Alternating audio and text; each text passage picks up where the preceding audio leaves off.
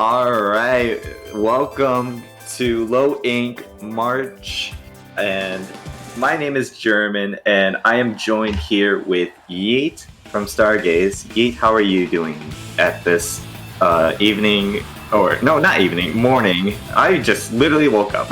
How was your evening or morning? It's it's very much, it's feeling a little bit slow, feeling a little sluggish for me, I'd say.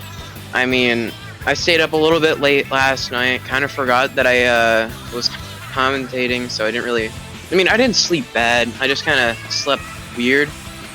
But, you know, it's 1 o'clock Eastern where I am, and, you know, I'm still getting, like, morning vibes, so I totally get that, and then out there across the Atlantic Ocean, it's like, what, like 6, 7 o'clock? I don't know. Time zones are weird.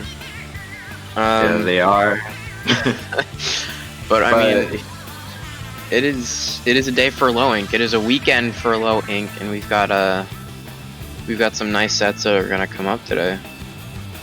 Yep, and we are going to be watching Inkcraft Cult versus Jelly Squids. Not familiar with these teams, but hopefully we'll know how they play as a team and how they play off. So we're going to see that in Rainmaker on Sturgeon Shipyard. Okay, I've seen so much of Rainmaker on Sturgeon. How do you feel about this map and mode combination?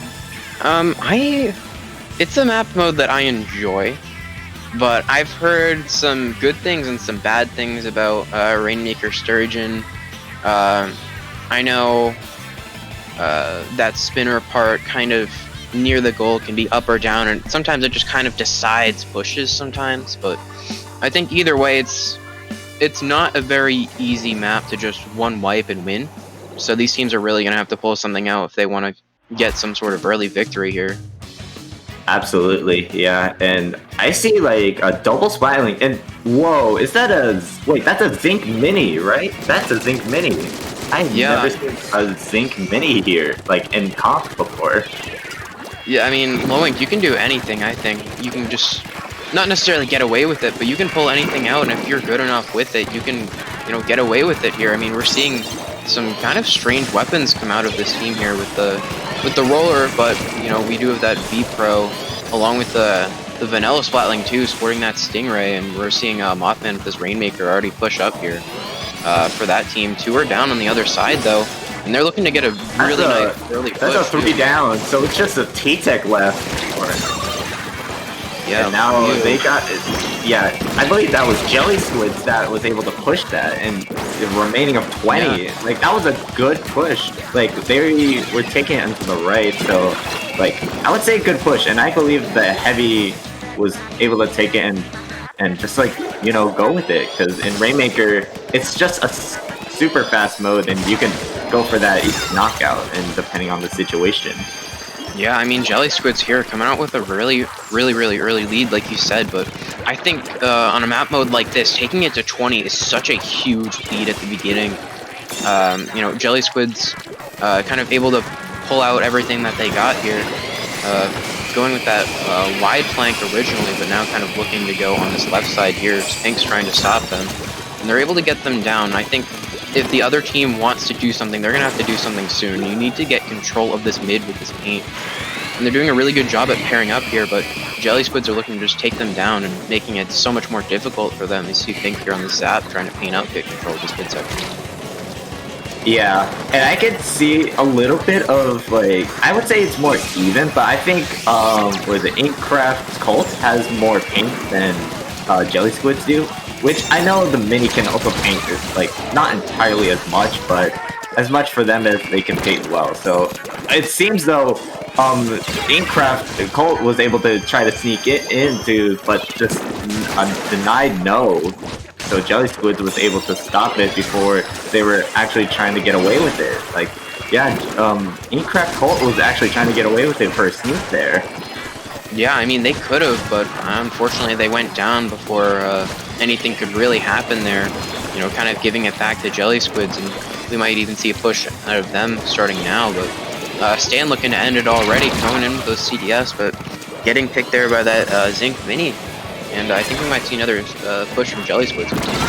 And but on a double with a suction bomb. Wow.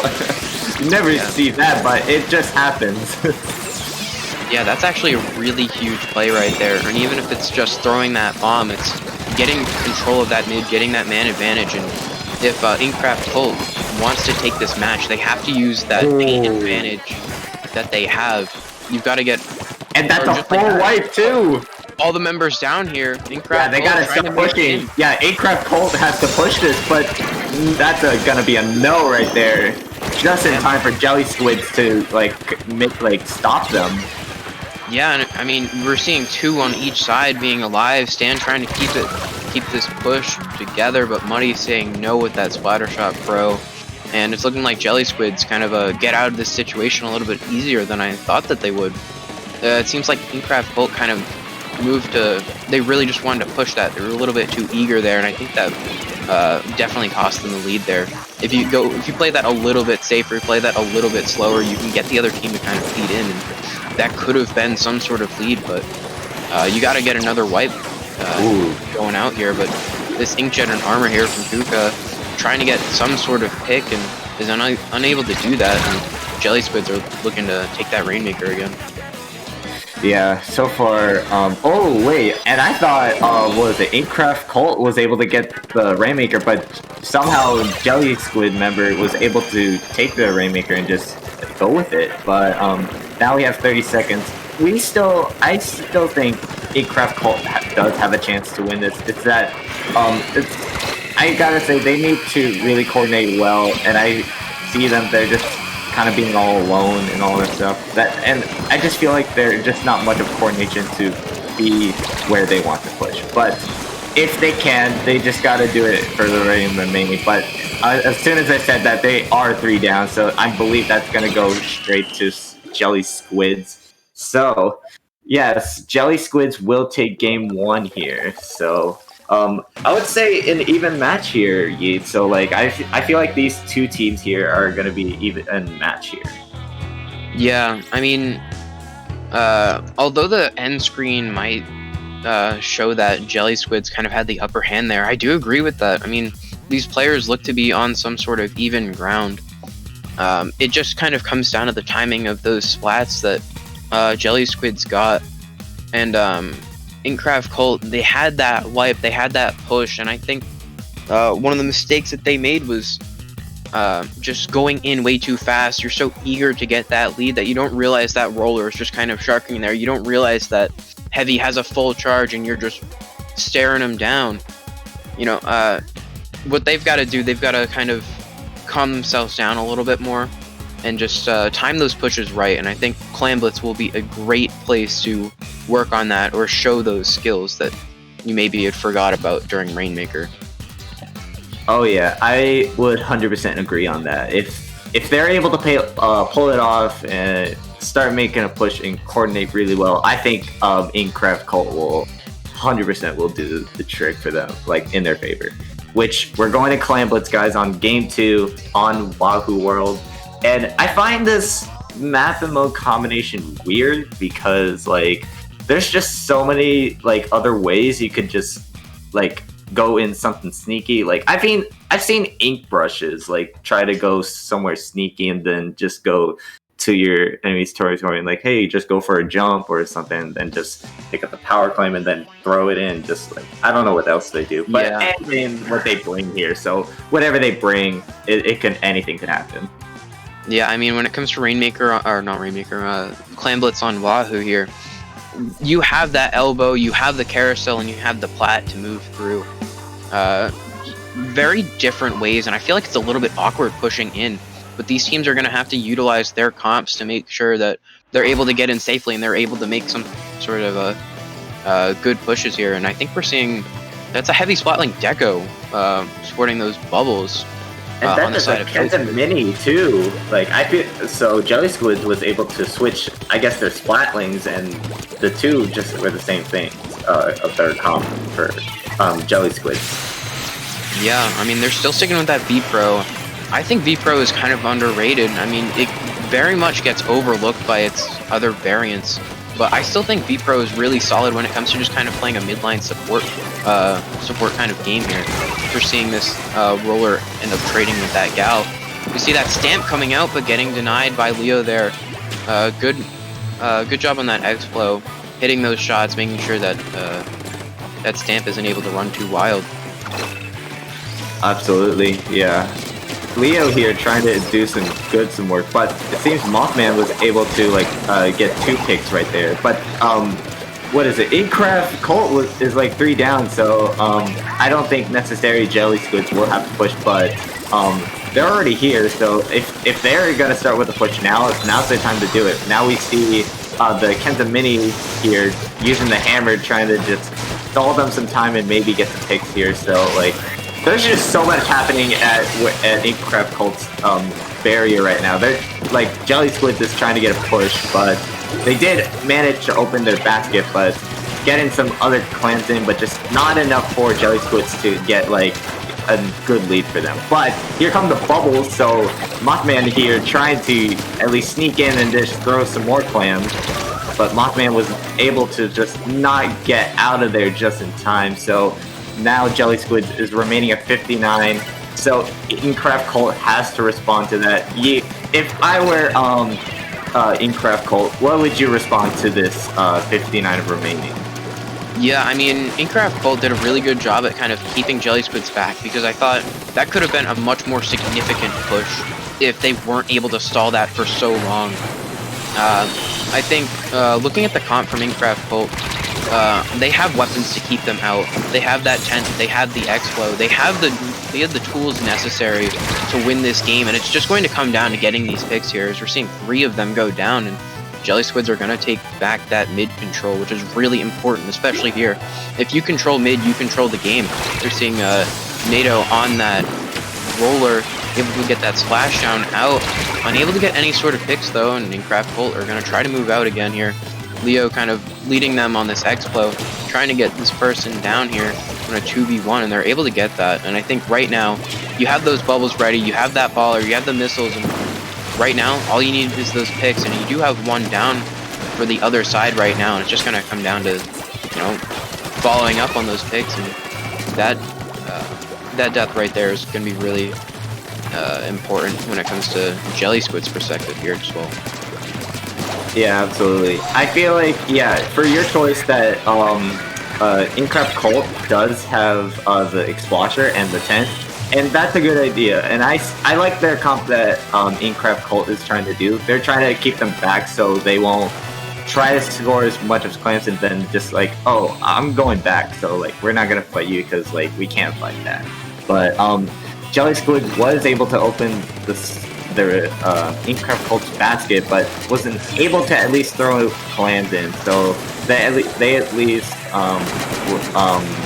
need to get it with a penalty of 10 here. So we only got a minute left. So in this situation right now, I say Inkcraft Colt needs to maybe start to push this here, but I don't really think it's necessarily happening right now. But okay, so Yeet, if there's anything that could happen, what do you think about Clan Blitz? Like, anything could happen for a comeback like this with the remaining of 40 left on Jelly Squid, like on top.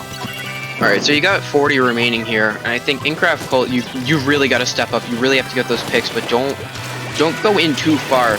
Don't go in without that pain advantage. Don't go in without man advantage. You want to get your specials out first. You want to get them to stagger. Having a lead like that is 3 power clams worth to tie. Or it's 2 power clams and some extra that you can find around here. Tuka on this gal, looking to pick some up, and we're starting to see pushes go in, but just maybe going in a little bit too fast, I think. Letting Jelly Squids kind of get the upper hand on you. And Tuka trying to put in the work. It's good picks. It's only the V-Pro left. V-Pro's got to survive if they want to defend this, but those down. Oh, this could be it. So, like, we don't know yet. Anything could happen in Clan Blitz. Inkcraft Colt has to keep their basket open. Yeah, I mean, they don't have any sort of clams to really keep it open. Tuka trying to do everything that they can here. Throw a few extra in. Just pick up those stragglers next to that basket. But we're going to see the other team just kind of come back. And since it's right near their spawn, you know, they're not really able to keep up, and Jelly Squids are going to take this game. Yeah. And that's gonna take it. So, Jelly Squids is winning this set, but this is Low Ink, and we are playing all 3 matches. So we are gonna be watching a game 3 here. So what do you think? I mean, I believe Inkcraft Cult can go like 1 through 2. Maybe they could just win a match and then figure what they can do. I feel like for Inkcraft Cult though, if they have to fix their mistakes, what would you have to say to them, Yeet? They have their opportunities. You know, we saw that Gal kind of go ham at the end of that last match, getting a triple, I think, which really just put them in their team in a really good spot there at the end. But not having those clams on your side was just what sealed their fate in that game. But I think when it comes to Inkcraft Cult and the way that I'm seeing them play, before you push up, you have to get that paint advantage. You might have more players on the field, but if you don't have that paint, you're not able to push in. If you go in without paint, it's not going to be good. You know, you might on a rare occasion be able to pull out 1 or 2 kills or something like that and trade, but you have to be careful when you're moving in. You have to make sure that your teammates kind of come with you. Getting that paint up is also a great way to get your special, and just a great way to kind of snowball any sort of push is what I like to say, picks paint specials, just kind of like that. And it's a really good cycle if you want to learn just kind of how to know when to push in. And on splat zones, it's going to be really important getting those picks, getting the paint down in zone, and even using specials to cap it here. And it's looking like we're going to see similar comps coming out from Jelly Squids, and I think they substitute that Gal for a Soda Slosher on the side of Inkcraft Cult too.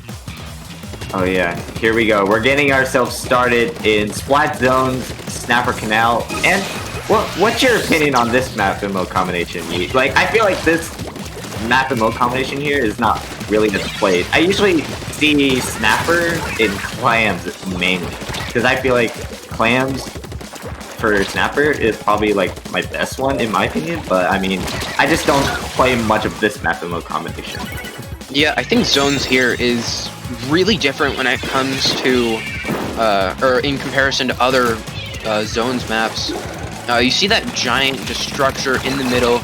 You're not really able to get to the other side without angling yourself, and it makes it so much more difficult to push in. And I think it's just going to highlight what teams can kind of push in really well together, what teams are more coordinated. And I think it's a really great map for low ink, and I enjoy playing on this map personally, but these two teams kind of looking even right now. We're just about a minute into this game, but unfortunately Inkcraft Cult's going to go 3 down here. Jelly Squids looking to take this lead back on this push as they recap that zone, but going down there is that V-Pro, and I think we're going to see Inkcraft Cult go for this zone now.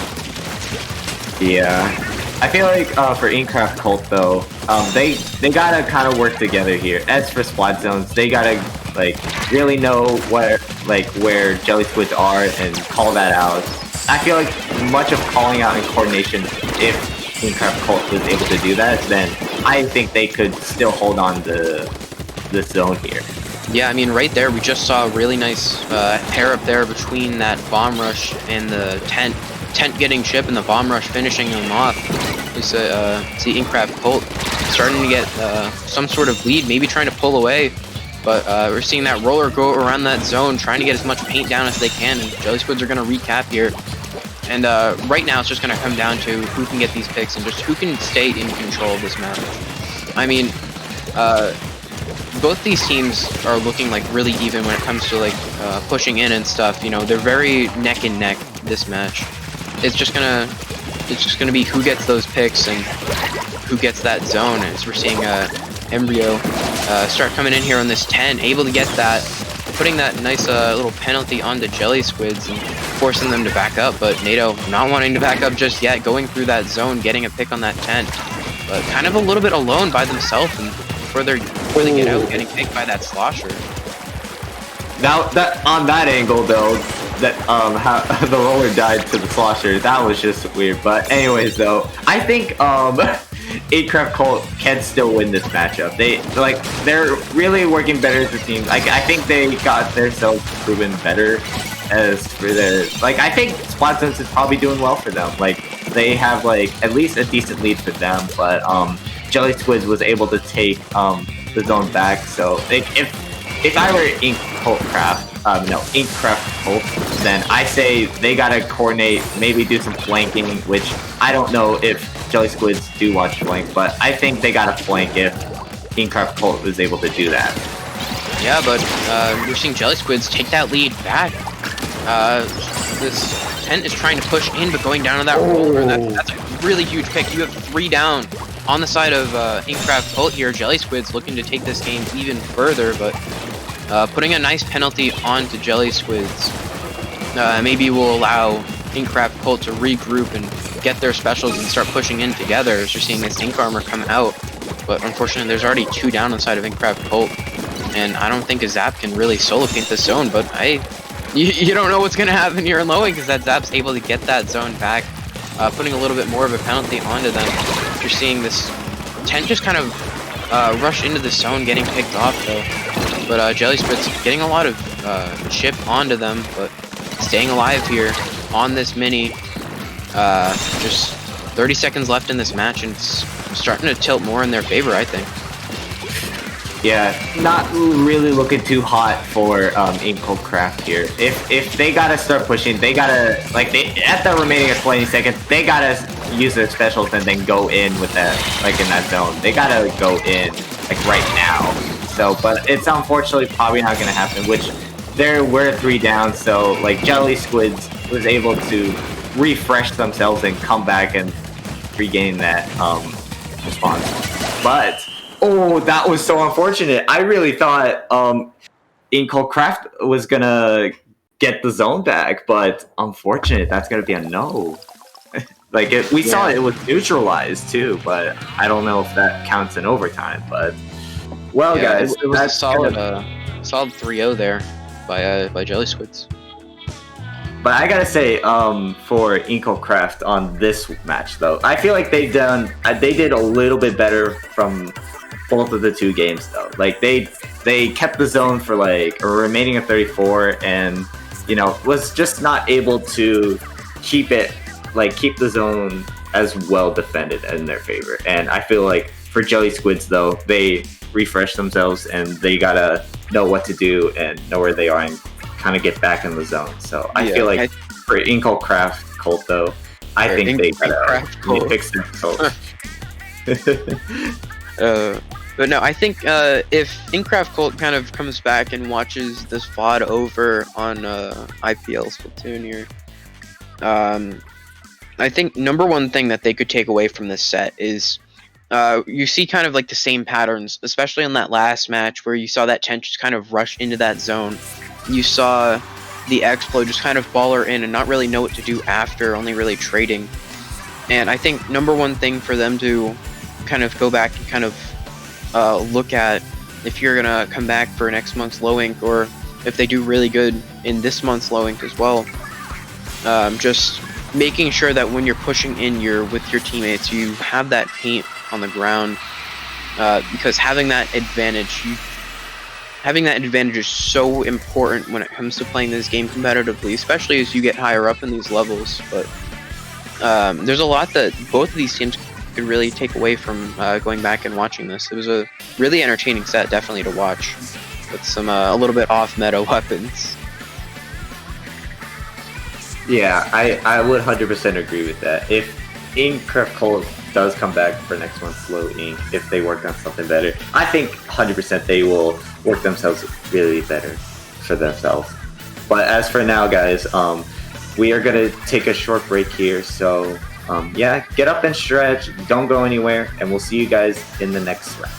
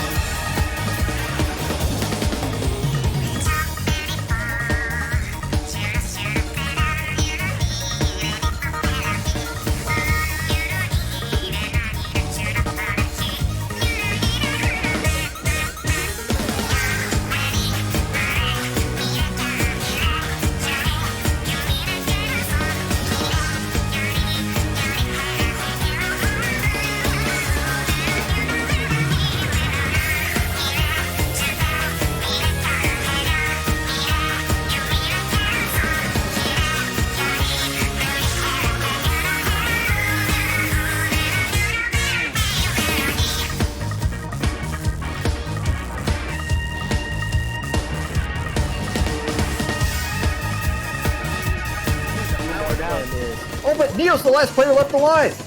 This is huge. They need to come down on Neo right now. It ends up being a trade, but they have their way to the basket. The wall's able to stop it. Big, maybe getting desperate to get that football in and not going for the one player's trying to stop the push. And Plans to follow up with this Booyah Bomb's going to be huge to kind of keep players pushed back, but missiles coming out from Deco X to slow down things as well. So a nice stop there. Huge but damage but action. done. Action on the side, action behind. Action gets the lead. We saw Action come up that right side there. Get up to 30 points here in one push, and hell, they might even go farther.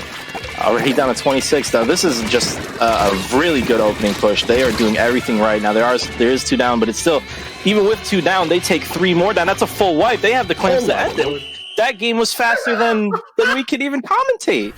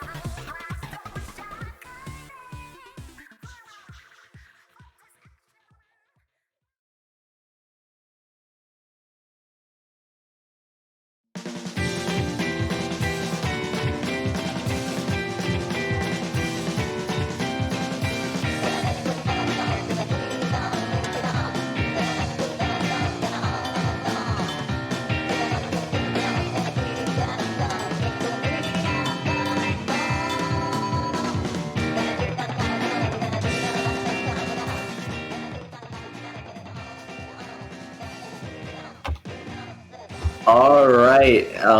Welcome back to Low Ink March, and we're gonna get started on round 2. We're gonna watch 1 squid, 2 squid, red squid, blue squid versus Nova Rising. Such a long name as for that. And actually, I believe this is a pickup team. So I know 2 people on that roster for 1 squid, 2 squid.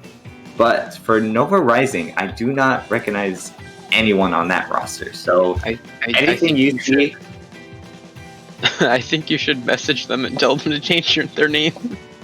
So I Yeah, don't have honestly- to say it every time. yeah, I'm just gonna say 1 squid, 2 squid. That's it. So I'm just literally gonna DM them, say, hey, can you change your change your name, please? Like that. We don't want to We read need a like new a official long name. Yeah, like Yeah. we don't need that. But no, I mean, you know a lot of these people, right? Or have From talked to 1 squid and 2 squid, 2 members at least. Oh, nice. But yeah, I'm not sure if we said it yet, but we're looking to start off round 2. Tower control, Mako Mare. Yes, it's pronounced Mako. I don't care what anybody else thinks. I say Mako, so. It is Mako. Because we are talking about the Mako shark. Oh So, yeah. I mean, Well, I you know, can't it's- really say much about Tower Control Mako because, like, I don't really see it as much often.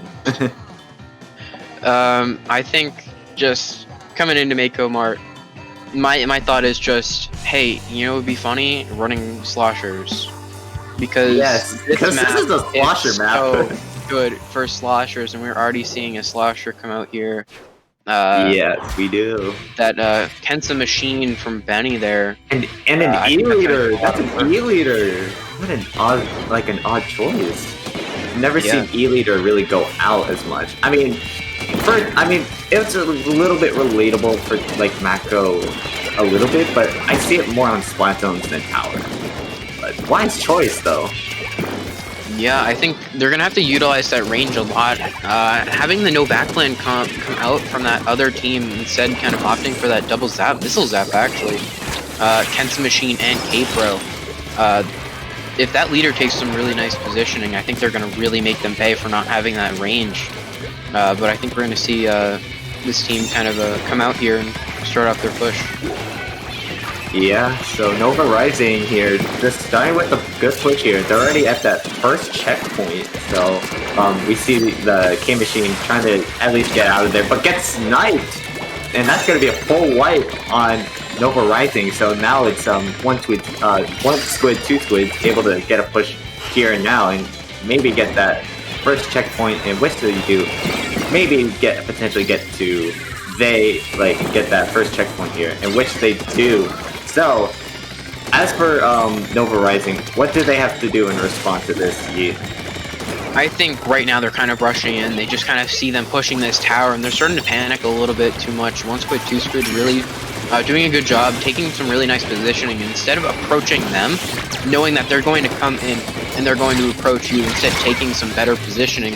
And you know, we already see them getting through all of those checkpoints here. Red on that E-leader, sitting on that tower, able to get it to the final checkpoint for the knockout before Nova Rising can really get their own push going in this game. Yeah, I feel like for Nova Rising, like, I've seen so much of them just, like, they try to just drop down and just, like, fed to 1 squid, 2 squid, like, from that situation right there. I feel like they could have probably done something better instead of, like, jumping right onto their faces while one of them were sharking. So I feel like in that situation, though, they just didn't really coordinate well to get themselves, like, back into the, you know, like, the objective. So, like, the E-leader was just standing on the tower just like, hey, I'm just chilling, and I'm just riding on the tower on those checkpoints here, like, and then just knock it out. Yeah, E-leader did a really good job punishing the mistakes of Nova Rising. You know, getting that pick to start that push and just kind of snowballed from there. As we saw 1 squid, 2 squid really just show Nova Rising who's boss in that matchup. But going into the next one, I think Nova Rising might have a little bit better of a time here. Rainmaker Humpback Be really good for them to just kind of show off some true aggression there. And if we're going to see an E-leader come out from red again, maybe just swarming that leader, just trying to, just do something about it, make up for that lack of range that they had in the last match. Absolutely. I do want to see Benny on that K Machine again. Like, I feel like K Machine will do some work here, like especially throwing some sodas to keep themselves back, especially throwing it at the E-leader will also make the E-leader just back away from it. So, like, I mean, if the K Machine does come back, but it decides to play Tri-Slasher, okay. And then we see red on the regular charger, which is the vanilla charger. Yeah, I think that Stingray is going to be really big. We're seeing 2 Stingrays come out from each side.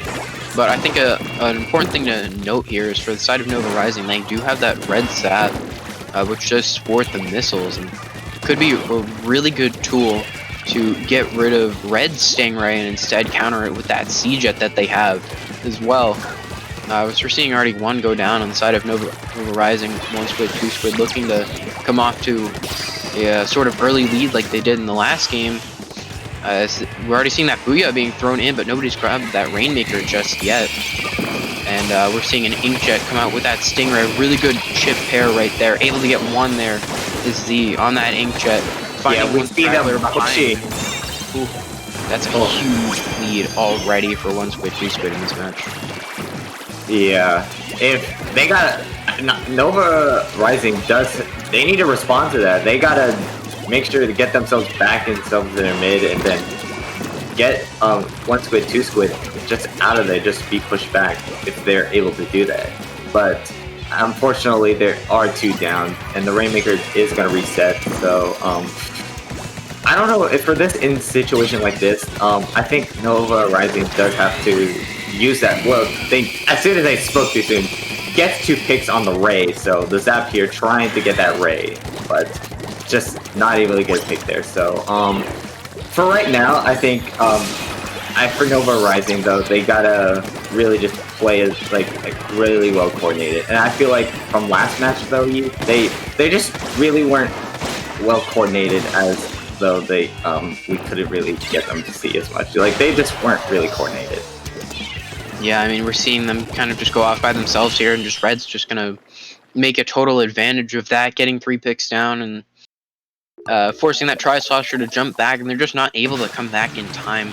The set's gonna go to 1 Squid, 2 Squid, but maybe Nova Rising can kind of get that game off them for game 3. I think if they can get it if they try hard enough, if they realize, alright, take a step back from the match, just kind of let what happened in the last 2 go, and just learn from those mistakes that you made. Maybe you moved in a little bit too fast. You had that really good Stingray, but it just wasn't really enough to save the game, and 1 Squid, 2 Squid really punished you for that. So they've got some stuff to work on, but I think that maybe Clan Blitz might be their mode here. Yeah, we'll see. And we are going to be playing Clan Blitz on Inkblood Art Academy. And I feel like for this map and mode combination, you got that little step right in front of the basket there, and then you got the long ramp right there. And then long, like, the left stack, which you could also jump over through and then just get a push here if you're able to do that. But I don't know, if Benny is able to bring out maybe the sloshers again, I would love to see sloshers will come back, either K-Machine. I think K-Machine will probably make sense for it. Yeah, you have to make sure to utilize that drop positioning down there. You have that step, but it's kind of hard to get up there. But a really good way to get rid of that is using a slosher, but we're not going to see one come out from this match. Instead, we're going to see the return of that E-leader. Instead, custom E-leader having I'm going to say, can I just say something to Red? How such a disgrace of you using the custom E-leader. How dare you? I'm sorry, but I would, like, how you dare disrespect on the E-leader mains out there. No, anyway, E-leader isn't that bad. Listen, I do not like. Okay, I mean, C leaders, and it's got a unique kit. You can give it that, but I feel like it can be utilized really well. And I think if anybody's going to do it today here in Loink, it might just be red, as we're seeing 2 picks go down on the side of Nova Rising, and we're seeing those bubbles come in, doing a little bit of damage, getting some people down here. As these Dapples try to do. We can see a push here too, so really, and now we see remaining at 71. So 1 Squid, 2 Squid could start getting some pushes here, but don't have enough clamps to like throw them in. Yeah, Red trying to throw one up, but it's just not in time. I think it's a little bit of a break here for Nova Rising if they want to get back into this match here, but we're already seeing the shot go in and getting a trade and keeping that advantage at that paint. You see all of that green ink in the center of this map. You know, it just does so much for keeping in control, and we're already seeing 1 Squid, 2 Squid having 20 clams and 2 powers. And I'm sorry, that's just unfortunate Booyah Bomb right there. I'm so sorry. Yeah, it happens. I mean, we're seeing, alright, yeah, we got these missiles coming out. They have the bubbles at the ready, and it's just going to come down to getting these picks, and they're going to get one with missiles, actually, and Z's going to try to move up here with that K-shot. Bubbles coming out, and they're able to get that one flanker. See? Yeah, take a look. Yeah, take a look at 1 Squid, 2 Squid. They had like 4 power plants, and they're making so much power plants. Like, look at that lead too, Yeet. Like, remaining on 19, and that's gonna knock it out. I'm telling you, C leader. If you use it right, it's good. I swear, German. I swear. Okay. I mean, we saw those bubbles, though. Those bubbles going in. I think that did some real damage to the team of Nova Rising here, and I think that is a 3-0 in this set. Oh, right? yes, it is. So okay, 1 Squid, 2 Squid, able to win this set here. So for Nova Rising, I think they could work themselves better and just watch the VOD, and they gotta know what they gotta do. So for their mistakes, like especially the tower control Mako, I feel like they could 100% know and fix their mistakes. Yeah, I think they're a team that's going to have a lot of potential. We might even see them, come back time after time. I'd say if I were them, go out and participate some other tournaments. If you have the ability to just kind of record it, go back and watch it. Just try to figure out, what you could be doing, better. And I think we could see them come back again and again, and maybe even see them in alpha bracket one time, or maybe even take a low ink. You don't really know what's going to happen. All of these teams can come back and they want their low ink story, and I think Nova Rising, right? That's their team name? I feel like they could maybe be that team eventually. Yeah, 100% in the future. They could always wait up for next low ink. So for all of these teams though, anything could like fix with their mistakes. So it's not the end of the world. You could still play low ink next month. So it's not always about, just trying to work up your way just to alpha bracket. You just gotta fix and know what you could do better in the next one. And we're playing just Swiss, so I believe for some of these teams though, they can find their way through and know what they gotta do better next time, especially if they want to scrim the same team to fix it. Yeah, I mean, thanks to Swiss, you're getting a lot of games down teams similar to your level, and you're just kind of, if you're able to just kind of go back and watch anything, I think it's really good when it comes to experience. Just you got to find a way to push through, and I mean, any team playing in low ink can make it to alpha bracket. I think any team, even if it's like, oh, we've only really made gamma once, we've only really made beta, we've done this, we've done that, but we haven't really been to alpha bracket. Anybody can be that alpha bracket team. Anybody can be that, any sort of like Cinderella story that they want. I think if you really want it to happen, you can put your mind to it. I think you can make it happen. Absolutely. Just figure out what you might be doing wrong, figure out what to do differently, and start practicing it. Enter into more tournaments, do all of these different things, make a name for yourself, and I think you can find yourself in the finals of a low ink eventually. Absolutely. Yeah. To all the teams that are playing in low ink out there, all of you. But other than that, though, we are going to be taking a break here. So, yeah, don't go anywhere, guys. And we'll see you guys in the next round.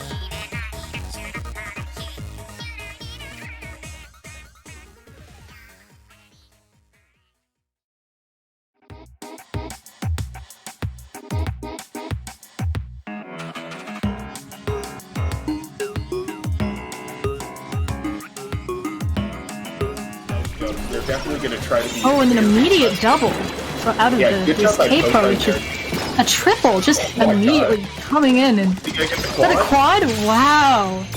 That was like... He just speed ran for that quad. And he gets the penta with Booyah. Wow. They did work the penalty, but an immediate knockout. Wow. Could it be a safe jump? And a jump. Knockout? Oh, they're not able to get it. The missed slam. No one has the zap is going to try and grab it, but I don't think. But the try coming around on sneaky and able to dunk that clam for the knockout. Down, and the last one jumps back, and Splatarians flaming on the Tentabrella, such a departure from the Carbon that we saw last game, but it's working out really well as two go down. This hammer is coming out, and that's a full wipe. And Splatarians that just end this set. Oh wait, there's a little slimmer of hope.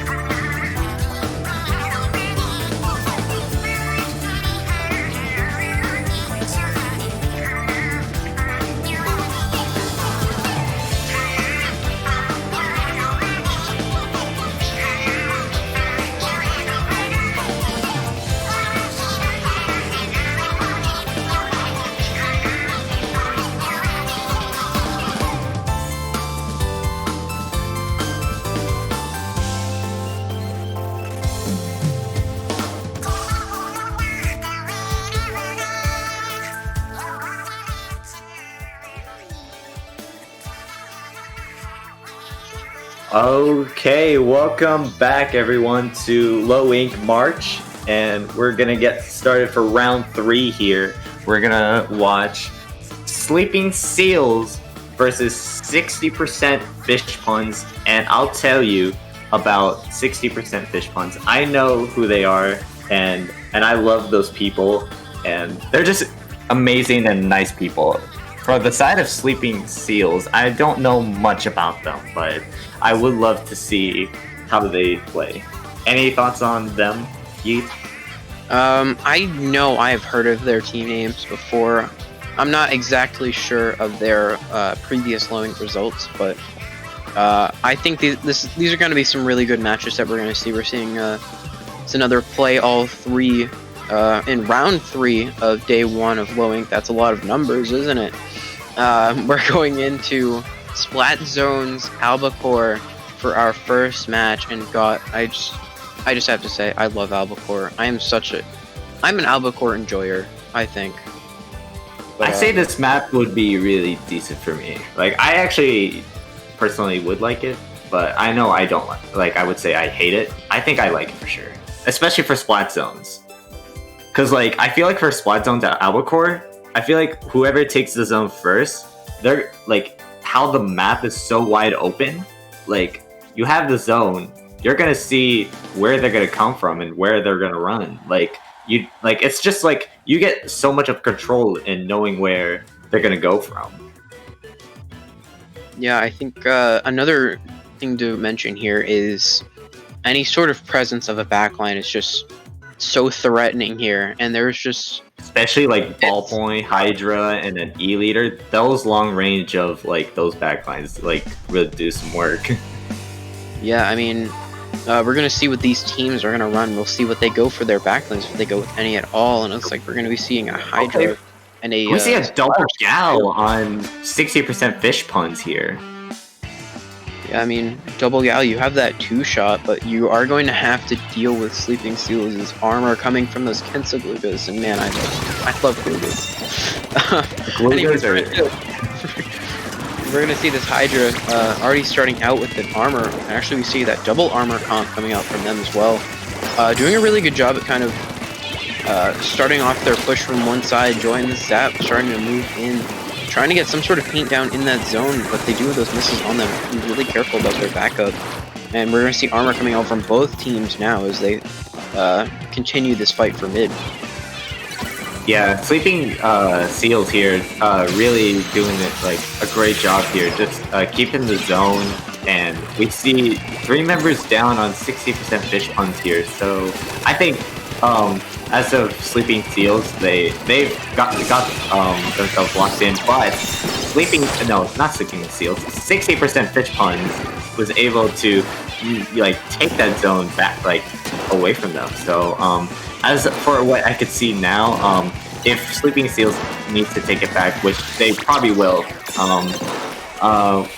we see so much of things going on. Like, we see Toby here on that sploosh here and able to get 1 pick. That's 3 down on 60% Fish Puns here. Oh snap, shoutouts to Toby. I think I did a tournament with him once. Really, really good sploosh player, actually. We won, I think it was Friend Cup 2 of the LGBT community server. Shoutouts to them as well. We're seeing this armor come out from this gal. 10 missiles accompanying them as well. But not really pushing in just yet. They do have armor waiting with that Hydra. Trying to contest this zone now. Getting that sploosh down is a really important pick. Armor and Booyah coming out. We're seeing bomb rushes come out from that Charger as well. Forced to back up there, those Glugas, and it's looking like we're going to see 60% Fish Puns start to take this, right? Yes. Like, I gotta say, like, 60% Fish Puns, I just love those people. Like, you know, they're trying their very best, and, you know, like, they come, we've seen them in tournaments before, like, and you know, if they're here to have fun, you know, and that's what matters for, you know, 60% Fish Puns here. Yeah, I mean, go ahead. And yeah, and it seems though they get the lead though. 60% Fish Puns was able to get that back. But I want to mention also quite a few things. Like, I think for Sleeping Seals when they had the zone for like remaining at 36. They just kept it for so long, but now 60% fish puns was not giving up on it. But they did knock that out though. Like, so 60% fish puns does take game 1 here. So Yeet, does Sleeping Seals, what do you think they have to respond to this? I think Zone's Albacore is heavily favoring your range players. Having the double gal, having the double armor, having that Hydra on their side, that's really dangerous. And, you know, we saw Sleeping Seals kind of pay for that, but I think they have Toby on that sploosh. When you get to maps where range isn't as much as a factor like it is on Zone's Albacore, I think we're going to see a lot more plays come out from Sleeping Seals because they're able to kind of get away with a few more things. That sploosh just kind of going around causing havoc, and that map for them might be tower control anchovy games. Ooh, for this, I would say this has to be my favorite map mode combination. Once you get to that second checkpoint, that's where like the chaos, I'm saying chaos, is gonna happen if these two teams able to make things happen. Like, I've seen so much of chaos on the second checkpoint on this map and mode combination. Like, do you really think you would kind of see it? I don't know if you personally would see this map mode combination. I enjoy this one a lot, actually. I think the second checkpoint decides games. It is so important, and it just, on both sides, whether you're on defense or you're trying to push that tower just past that checkpoint, it is so much of a struggle. And sometimes, you know, just it comes down to so much, like positioning, using your specials, just where you are on both sides. There's just so much that comes down to it, and it's a lot of fun to play, and it's a lot of fun to watch. So we're gonna see what these two teams do here. Oh yeah, absolutely. I maybe would love to see if Tessa, that's playing for 60% fish puns, bring out the Hydra again. Like, I feel like for 60% fish puns, the Hydra really did some good work on what they were doing there. Yeah. Okay, so we do get set here, and we see Philly back on the gal again. So and I believe, oh, that's a Nautilus on the side of Sleeping Seal. So I love some knot plays here. Yeah, these teams only really changing up one weapon in their comp from that last one. Instead of seeing that 96, we're seeing a K-Pro instead, going for that double booyah instead of double armor this time. And I think we're also seeing that Nautilus come out on the side of Sleeping Seals. I feel like it's gonna make a difference here. Having an inkjet, you have access to an armor and an inkjet, and you're kind of able to get up onto the opponent's snipe area, which is really important for getting past that first checkpoint and second checkpoint as well. So I think it's gonna do a lot for Sleeping Seals as they get 2 down on the side of 60% fish puns and start to make that first push with the suction bomb launcher coming out, as well as the ink armor. Joy can just kind of force back into a corner, having so many bombs on them, able to jump out, save their special there, as we're going to see Sleeping Seals get past this first checkpoint. Yeah, they're actually doing a really good job of just keeping well themselves coordinated, and the hammer comes out, and now the hammer's at their office. Throws the hammer, he's got 2 picks right there, but does go down to one member. I think it was the K-Pro. Holy, that was probably huge. That was huge for Toby right there. Yeah, those picks are so big. You're able to get past that second checkpoint, and all that's left is that third. I mean, we're seeing the armor and the inkjet come out here on the side of Sleeping Seals, looking to get to that third checkpoint, but 60% fish puns doing everything that they can to stop them. Toby just trying to go around, find some sort of fix, not able to get that. We're seeing Booyah Bomb and Tenta Missiles come out here from 60% fish puns coming out, able to get that push stopped, but not after taking it all the way past 2 checkpoints and to 27 points. Yeah, and that's such a huge lead for Sleeping Seals here. So, like, as though they did reach the third checkpoint, that will probably be so huge for them. And whoa, okay, unfortunate Booyah Bomb, but at least able to not hit that little sign right there. You know what I mean? Like it is the sign. I've hit that so many times. It happens. Sometimes it happens. Sometimes either a struggle of a Booyah Bomb or it's just unfortunate place for the player place your Booyah Bomb. Yeah, I mean, over there in the corner of the screen, you're seeing Toby just go in with that hammer, looking to get some sort of fix here. Philly on the flank, able to get one down, able to get two, but this not landing. Looks like it's going to be camped there by Joy, and I think we're going to see 60% fish pond start to push out again.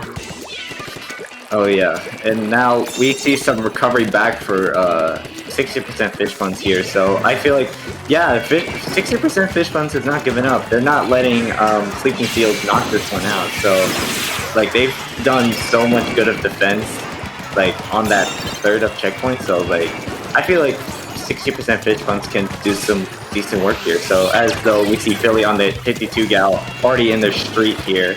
So, like, they could maybe get a first push here if they get through the first checkpoint here. Yeah, that's a really good pick there, and it's a really good Booyah Bomb as well, displacing that Charger, who's holding on to that Bomb Rush as they head to that second checkpoint.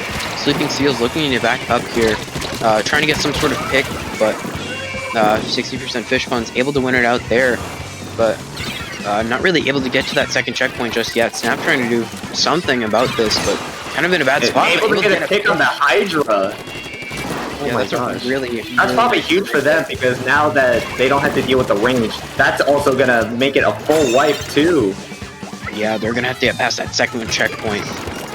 You know, they got really close to getting past it, but it's not gonna be enough. And you have to go through that checkpoint all over again, and I don't know if they're gonna get the same kind of opportunity like they did this time. You know, you have Toby on that sploosh, you have all of the specials ready, and this can be so big for Sleeping Seals here.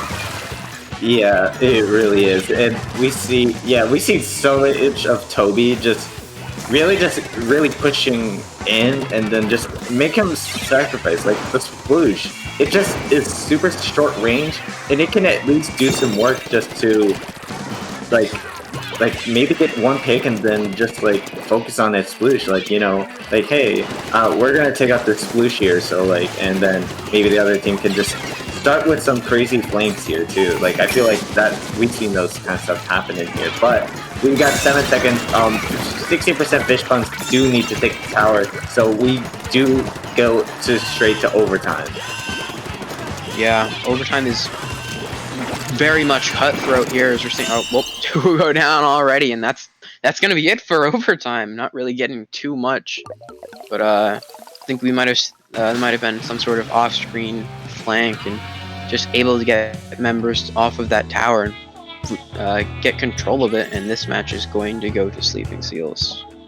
Yeah, Sleeping Seals did a really good job with that good push at the beginning there. Like they got past that first checkpoint and the second, and they had so much of their specials too, like to bring out at 60% fish puns. Like really well done. And now we are tied at 1, so this could be anyone's game now. Guys, we're gonna go to Manta Maria, which I'm gonna call it the boat. We're making it rain at the boat, Manta Maria. So in this situation, though, for Rainmaker Manta, what do you think about this map mode combination? When I saw the map mode combo get changed to Rainmaker Manta, oh my god. Sploosh 7. Okay? That is... Sploosh, I feel like Sploosh is going to be so important to Sleeping Seals gameplay in this one. Having that stamp to go through street, you can use that stamp to like get people who are sitting on ledges and stuff like that. With Sploosh, you're able to pressure Rainmaker so heavily, you're able to just keep up the momentum with it. And I think Sleeping Seals might have some sort of weapon advantage here if they're going to stick with that Sploosh 7.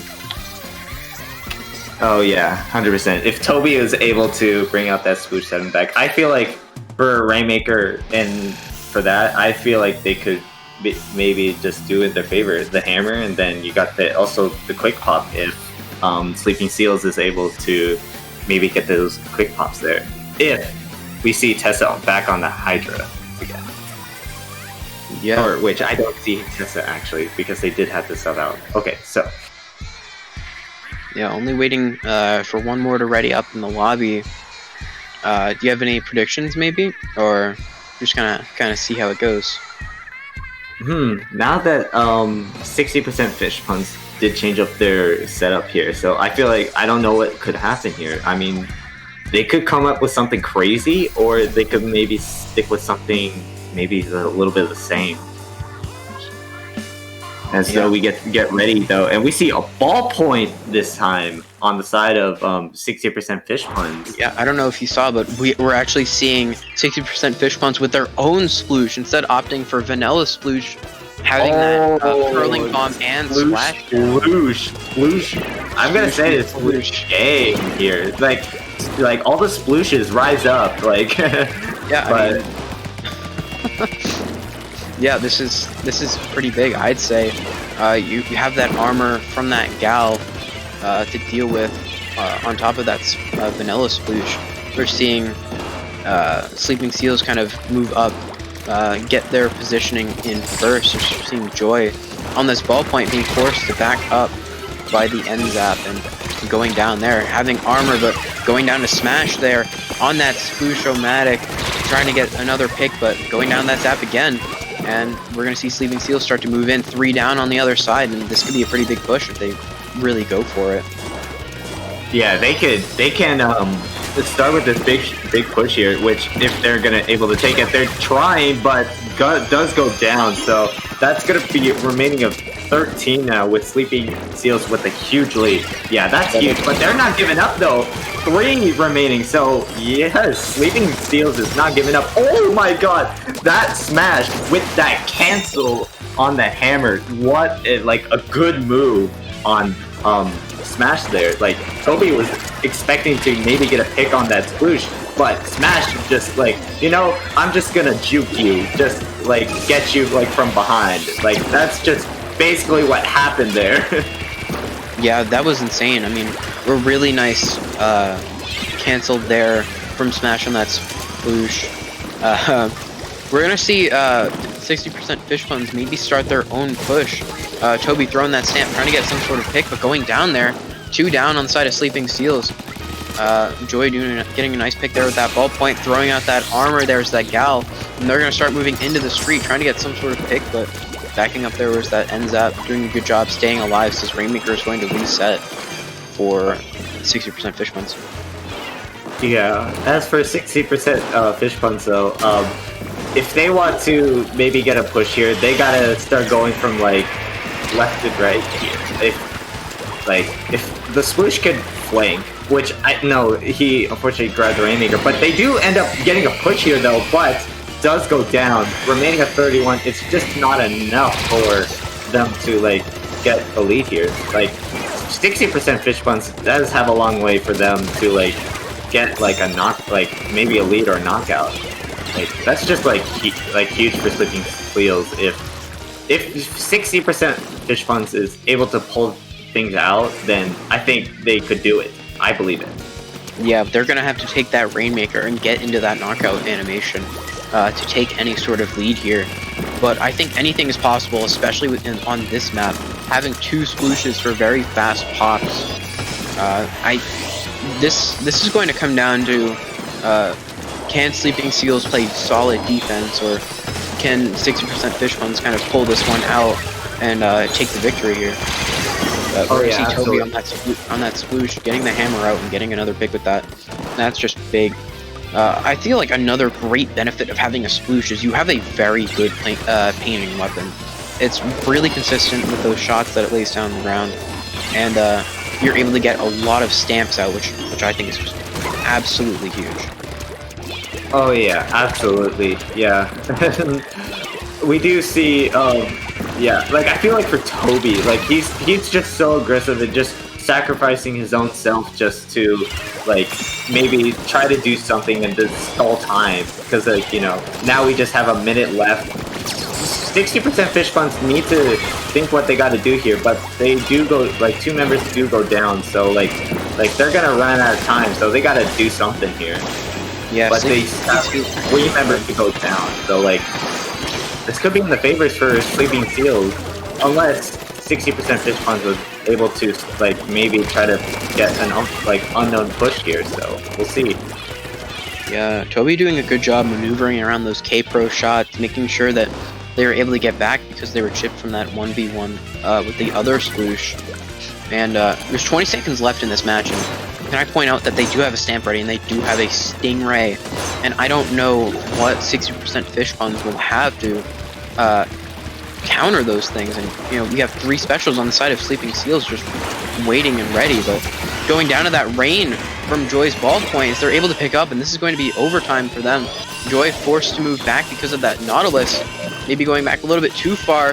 That counter going down a lot, really fast here.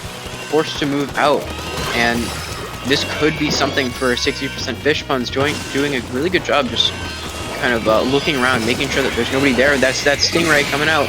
You have armor. And then the armor could able to save them too. So, just unfortunate. Which I didn't really get to see a good perspective who got him, but it's either the Ray.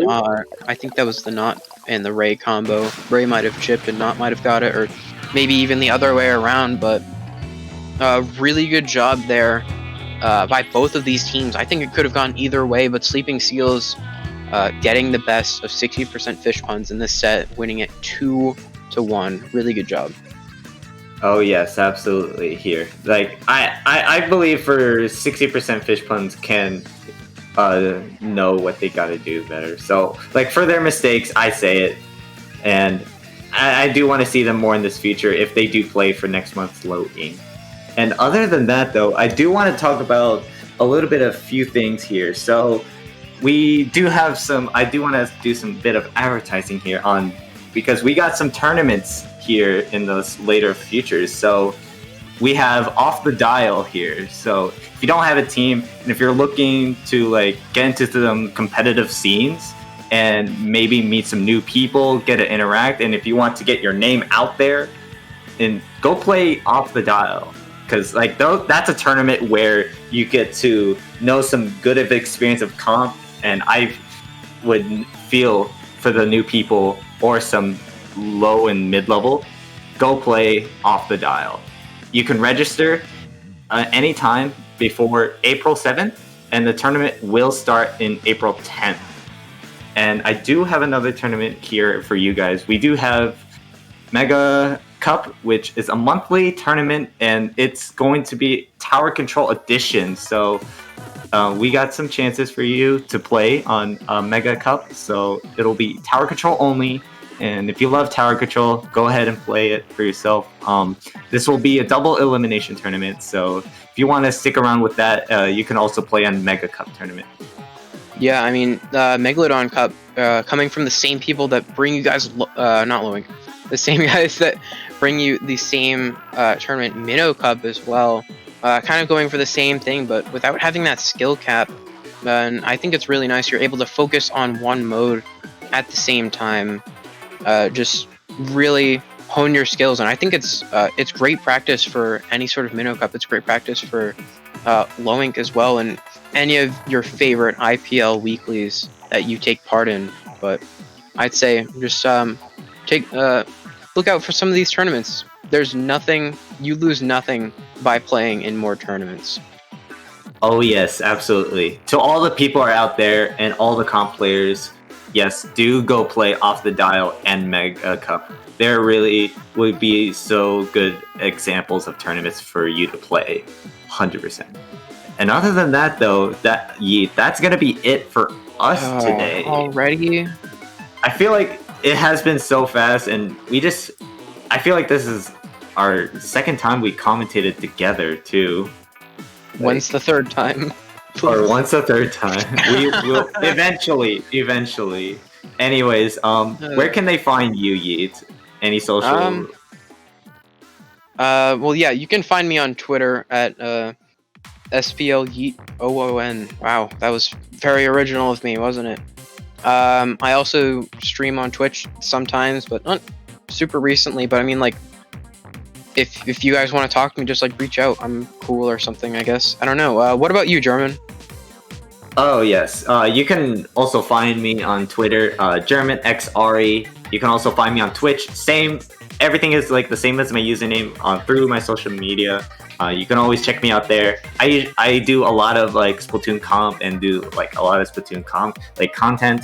If you want to check me out, you guys can.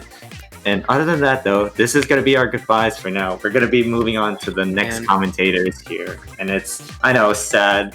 But other than that, we'll hopefully you guys have a good day, and we'll see you guys next time.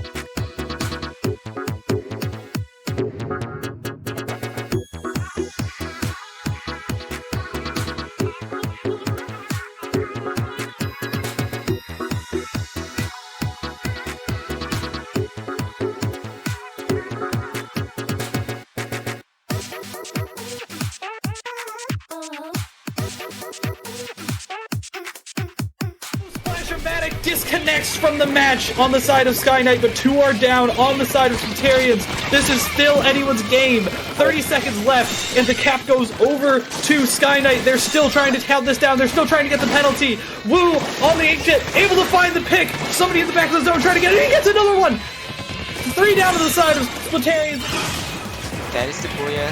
Caught by a bit of blitz. Now they're going trying to get the tower push. Good pick there, and that is the Clash Blast position pretty well, but gets picked. Zakura now with the Inkjet double! Maybe there's definitely an opening to get lead, but if you don't have any follow-up on the next initial push, it could still mean a lot. Caught on the wall! Blue here paying respects to the fallen Squid.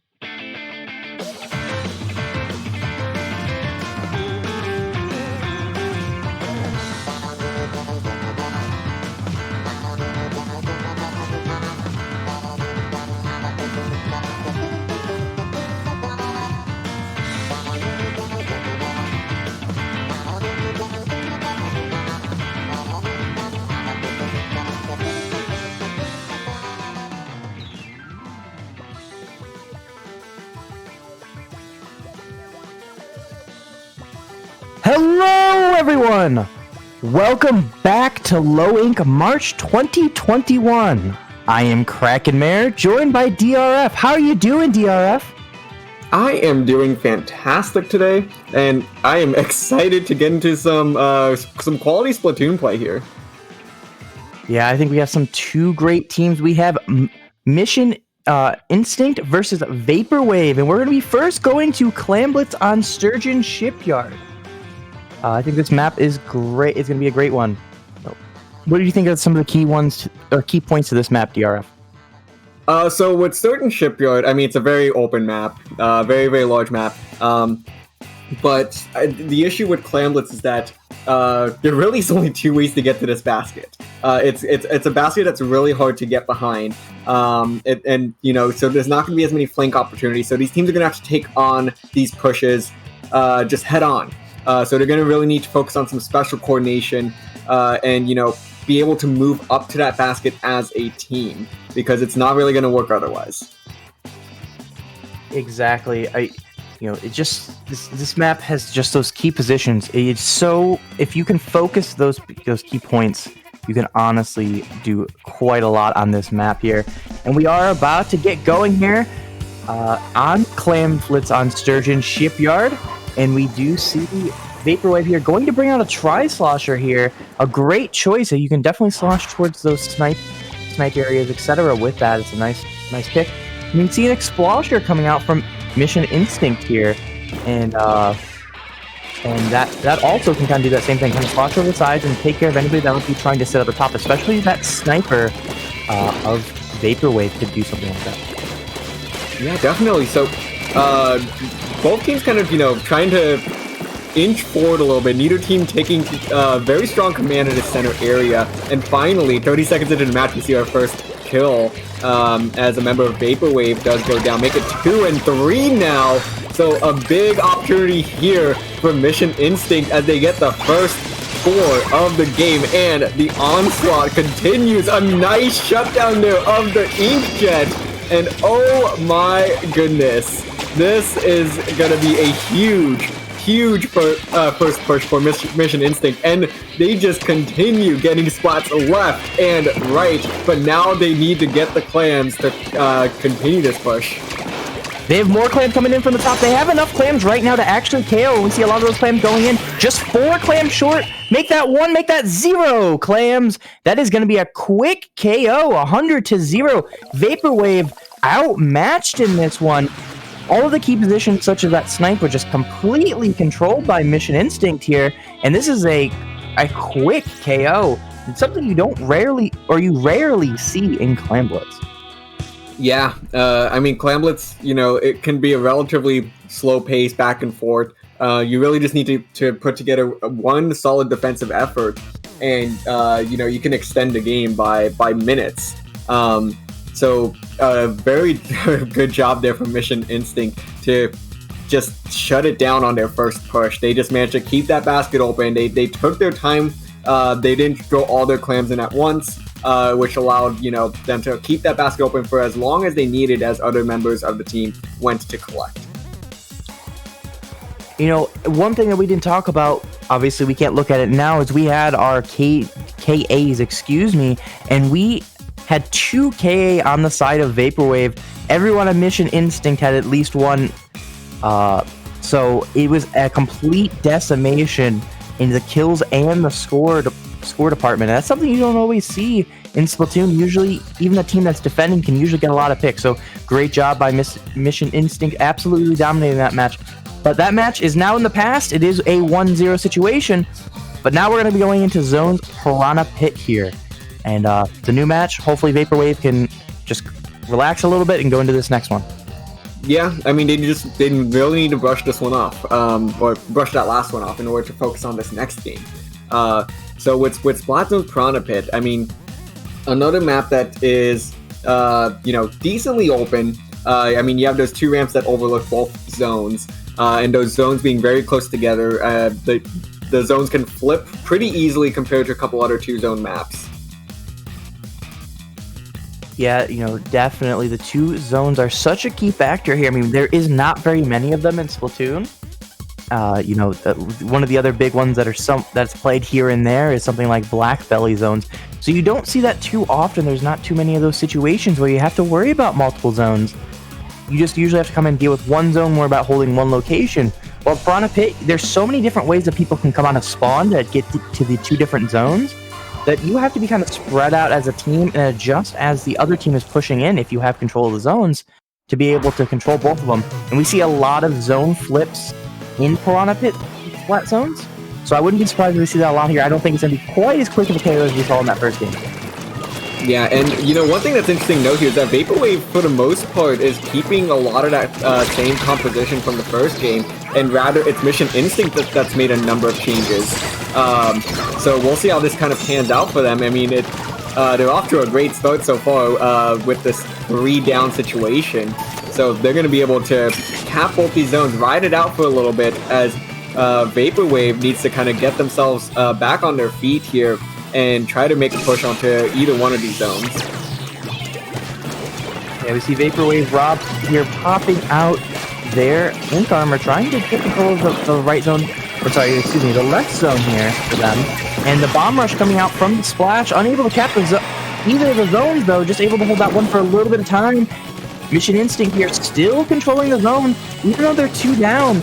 Keeping it neutral is okay for them. If they can get it back before Vaporwave takes control, which they just did, they wouldn't get a penalty on them. But of course, Vaporwave smartly takes advantage of the multiple down situation and gets at least a short cap and a good 29-point penalty on Mission Instinct. Yeah, definitely. So now the issue is that Vaporwave needs to, get a major, they need to get a major deficit, major numbers deficit on Mission Instinct here, because right now they're getting a couple picks, but that's really only getting them a couple of points on the zone at a time. So we saw that push from 100 to like 92, now 92 to 87. They really need to get a couple more picks to, ensure that they can ride out this zone a little bit longer. And it does seem like they're going to lose control here as Mission Instinct claims both zones, and now they have the numbers advantage. Vaporwave going to have to try to put together another defensive effort in order to reclaim these zones. Honestly, we kind of broke down at the beginning that it's going to be a little bit of a back and forth match that no one's really going to hold for any extended period. I think that's been pretty true for the first half of this game.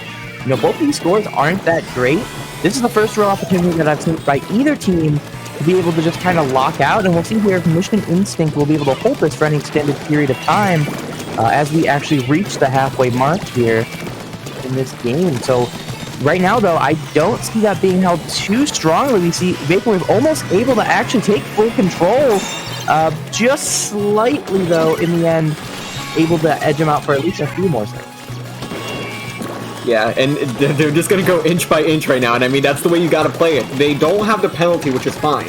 So as long as they don't let Vaporwave take control of both these zones, they can go ahead and just maintain this neutral state. That's perfectly okay. It'll just buy them more time, get a couple more picks, as long as they don't get more penalty on. But once they do get the opportunity to start working on that scoreboard again, they don't have any penalty to work with. But of course, as I say that, that penalty is going to get slapped on there, and Vaporwave now has a huge numbers advantage, and they're going to make us a very strong push here. They're going to be looking for this lead right now. That was a great opportunity when they had 3 members down, if not a delayed wipe there. So that's a huge situation where they finally get to able to clean up the entire map and able to easily take the lead here with a minute and a half-ish remaining. So finally here, Vaporwave showing a little bit of life, especially after that first game, and able to show that they can go toe-to-toe with Mission Instinct. Yeah, I mean, then that lead's going to be crucial now as we head into the last minute here. Unfortunately, that is going to be a 3 down and pretty much a delayed wipe there on the side of Vaporwave now. So Mission Instinct now is out of the penalty, and they gain the lead. Here we go. This is going to be an exciting last minute here. Mission Instinct going to be trying to extend that lead as far as possible. We're going to make this as difficult as possible for Vaporwave as we head into the last 45 seconds now. Tri-Slosher here trying to get any picks they possibly can, hanging around this ramp. It's a great lookout point for Sloshers to just toss ink in every which direction. but unfortunately that they need to get the zone as we are now below 30 seconds remaining. The bomb rush going to be coming out now, trying to flip these zones, but there's an excellent painting effort on the side of Mission Instinct, and they shut down that effort for good, and this is not looking good for Vaporwave. I know we have about 5 seconds here, but there isn't really a chance here for this game to change in any way. You know, we can get the one zone cap, and obviously they're game over now. Once you kind of get wiped with 10 seconds left, especially in like this where you have multiple maps, you really can't get that multi-zone cap very often. So without getting a complete wipe just like that somehow, and when you have to face a 4v4, you rarely can get that wipe. Obviously, Mission Instinct though, absolutely dominating also on the KA department. We saw a 19 and a couple other double digits there. I think a 12 and 11. So doing some damage in both the objective play and on the KA department. So great job by Mission Instinct all around right now, taking care of business. Yeah, and I mean, the set is going to belong to Mission Instinct, but of course this is a play all three. So Vaporwave going to get an opportunity here to try to get one game on the board, which will help them in the tiebreakers part of the standings, because and it might, you know, if they can pull off at least one game here, it might, you know, make or break their day two opportunities. Exactly. That's something that a lot of people kind of forget about in play all, is you have to fight every single game. No matter if you've won the set guaranteed, if you've lost the set guaranteed, keep fighting. Those additional games come into factor once you start getting into tiebreaker situations. And in here, because we have so many different brackets, and then obviously we bring in a lot of teams, once you get towards that bottom, those tiebreakers really matter.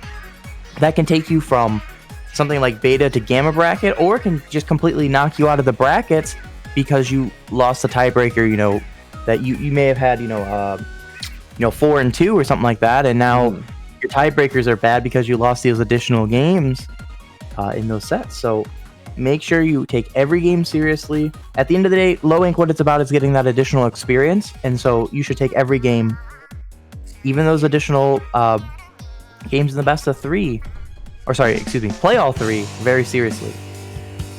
All right, so here we go. Game number 3, round 4. Tower control on Wahoo World. So looking at some of the compositions here, so Vaporwave once again gonna be sticking with what they know. And I mean, sometimes that's what you got to do. If you're very comfortable with a specific weapon and your team kind of just gels together well with a very specific composition, go with it. I mean, yeah, even if you aren't necessarily, even though you're losing a couple games here and there, sticking with what you know will, I think, definitely eventually turn out to work out. So nice to see Vaporwave, being confident about their composition. As Mission Instinct here getting up to a decent first push, but Vaporwave now going to get an opportunity to put some points on the board for themselves. I'm going to be honest here, confidence sometimes can go a long way in shooters like this. You know, you might take fights that you really could win, and because you have that confidence to win those fights, overconfidence is a thing too, but in a lot of cases, I see some people be underconfident in fights that they could clearly win. They give up on them, or they back off, or whatnot, instead of just fighting forward, doing what they need to do to get the victory. And on top of that, also underconfidence here in your weaponry is also a problem. You see a lot of times when people are changing, it's because of the underconfidence that they can do it. If they would have just stick with their guns, they can oftentimes do better. And I'm glad to see Mission Instinct here really confident in their choices and continuing to roll with them. Yeah, and Mission Instinct, unfortunately that was a 3-down situation for them. So this push is not going to progress as normal. However, they are definitely keeping the pressure on as Vaporwave is really struggling to just move up into this mid area. So there it is, once again, getting back on that tower. So they are not ready to let the other team score quite yet. And a nice flank here from Scott. Very well done, getting 2 picks. Can they get a third? I think they're going to just avoid each other. So unfortunately not going to be able to get another pick there. But I mean, an excellent job there to kind of surprise the opposition. Flanks are huge, and on this map, with that bottom area, it's really easy to flank. You know, it's maybe not as easy as, say, when it's Rainmaker or Clan Blitz, because it's a little more open here, but it's still such a good map for flanking. It really encourages flanking, and teams here being smart and finally using that to their advantage, able to kind of keep Mission Instinct from doing too much here with that flank there by the shot. So we still have such a very low-scoring game with about 2 minutes remaining. Peak here trying to do what they can on the bottom, trying to deny a flank here by Scott this time, and Scott is gonna go down, and this leaves an opportunity for Mission Instinct to try to get past that first checkpoint. They have been kept to that first checkpoint to Vaporwave's credit, and in Vaporwave's credit now, they actually have an opportunity for them to push, and they're gonna try to push towards that lead that Mission Instinct has. So great job here by Vaporwave, finally getting a good breakthrough. And there it is. That's the lead. Vaporwave desperately wanted that one, and they continue to get picks left and right. And they're going to be making their way towards the second checkpoint. They're going to hit it now, and they are looking for more kills as they make it quickly through that much shorter second checkpoint. Another pick there from Rob. That's 3 down again. Vaporwave playing like an entirely new team now, on their way to the third checkpoint. Oh my goodness. Yeah, they're just absolutely decimating Mission Instinct here, and this might be a chance for them to KO. They get another 3-down situation, but they are going to go down to themselves. But at the end of the day, it matters who's on tower. And Scott was the last one on tower, so the tower just pushes all the way to that KO. And this will be a 2-1 set in favor of Mission Instinct still. But great credit to Vaporwave. They did not give up in this set, managing to take a game. And as we talked about before this set, or before this match started, that those third games do matter for tiebreakers. So great job there by Rob and Scott, especially. They're doing a lot of damage to the other team and snowballing tower all the way to the KO. Wow. I mean, where did this new Vaporwave team come from? Like, the second half of that game, they were playing just out of their minds. That was a very dominant push, and it was amazing to watch. You know, I mean, it's Mission Instinct, credit to them for playing a very, very dominant first 2 games. And I mean, Vaporwave, I guess, finally just, you know, hit their stride there. A lot of back and forth, and like we were saying, that was very low scoring. The first 2.5 minutes of that match, we didn't see anybody even get halfway through checkpoint 1. And suddenly Vaporwave was like, all right, like, hold my beer. Let's go ahead and wrap this one up. We're ready. So congrats there to Mission Instinct taking the set 2-0, or sorry, 2-1, excuse me. Great job by Vaporwave, though, to make sure to take that additional game. It will come, it will pay off later down the line. And honestly, though, Vaporwave got better as that set came on. So that first game, they got absolutely decimated. The second game, they definitely gave a fight for Mission Instinct. In the end, though, they still lost that to a KO. And then in that tower set, it seemed they just finally got that switch all the way going. But obviously, when you're down 2 in a set, you can't come back from that. Yeah, and I mean, if this was a best of 5 set, they very possibly, you know, now hitting that stride halfway through game 3, could have tried to ride it out to a reverse sweep, but that would only have been in top cut. So maybe we'll see something similar if they do make it to day 2. We will see soon enough. Tomorrow will be day 2, and we'll possibly see them. But before we get into round 5 here, I want to give a shout out to our additional IPL tournaments that we will be having next week. We will be having one on Friday at 2 p.m. Eastern. It is a European-based tournament. That is our King of the Castle. It's a great and fun tournament to have, and it's our first European-focused tournament. The people running it, I want to give a shout out to Vincent and Inky. You know, Inky's here behind the scenes at Low Ink right now. He's actually our producer today. They're great people. I love them all. And also Vincent is our head TO for for King of the Castle. He's also assisting with Low Ink. He's I think he's trying to do homework right now, but he still keeps helping. love those guys. I want to give him a shout out to him. And then on Saturday at 1 p.m. Australian Eastern Time, we have Reef Rush Out, a tournament that I actually work on myself, and it is it's a fun tournament. It's aimed for the Oceania scene. So if you know people that are in the Oceania scene that are really looking for more tournaments to participate in, this is a great tournament. We do it every other week, and this week will be our 3rd edition of it, and that will be on April 3rd at 1 p.m. AEDT. It's also great actually for NA folks, especially on the Pacific end. It's a later night tournament, but if you got nothing better to do, it's great. It's a great and fun tournament. Anyways, I think we're gonna take just a short break before we get into round 5. Appreciate you all sticking with us, and we'll be continuing here in just a moment. Stay tuned. Stay tuned.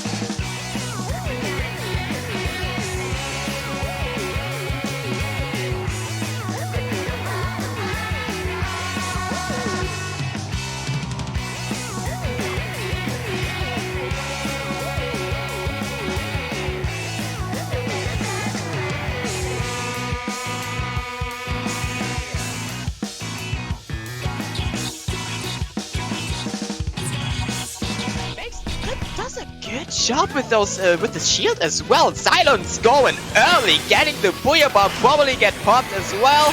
There goes another Booyah Bomb, there goes another Booyah Bomb. And over and over and over again, but it looks like a wipe has finally happened, and that was a Booyah Bomb needed. Oh, another Booyah Bomb in there! 33 to 34 We just started, and this is already like neck and neck. 15 seconds, and they're going to need to find to do that again as well here. Oh, but a sneaky play! Cool Sauce just being cool as a cucumber right behind the enemy wall to get the double with a burst bomb splashdown combo. Excuse me. Well, how about that for the evening chickens? They did not see Bottles, did not see that coming.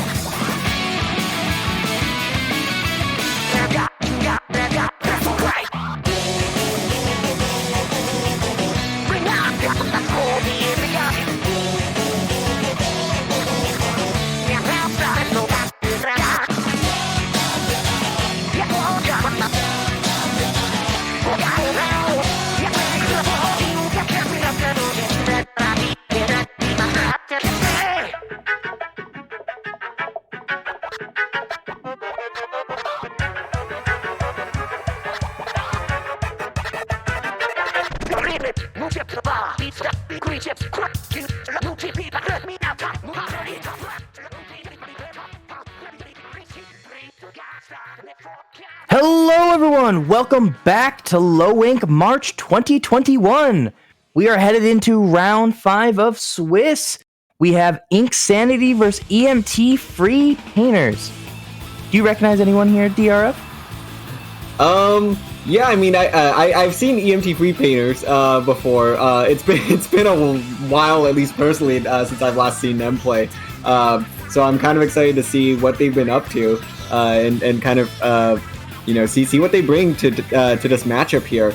So this is definitely going to be a pretty interesting one, as the first game here is going to be Rainmaker on Black Belly Skate Park. Yeah, Rainmaker and Black's Belly Skate Park. We have some nice key positions here to hold on this one. One of the big ones, obviously, is taking control of the flat area, kind of in and around where that Rainmaker is. If you can control that, you can get a lot of points, especially the layer right below where the Rainmaker is. If you control that area, you can kind of come in from two different directions and score a lot of points there. Once you control that, the other team just kind of has their back against the wall. Literally. Yeah. Yes. And this for this one, I know we can definitely anticipate a lot of sloshers coming out, just because, I mean, Black Belly Skate Park and Humpback Pump Track, which we will see here in Game 3, both of those are very slosher-friendly maps. Just because of the curvature of the map, being able to chuck ink over edges that you really can't see beyond. So it's perfect. So I'm definitely anticipating seeing a lot of sloshers in this set.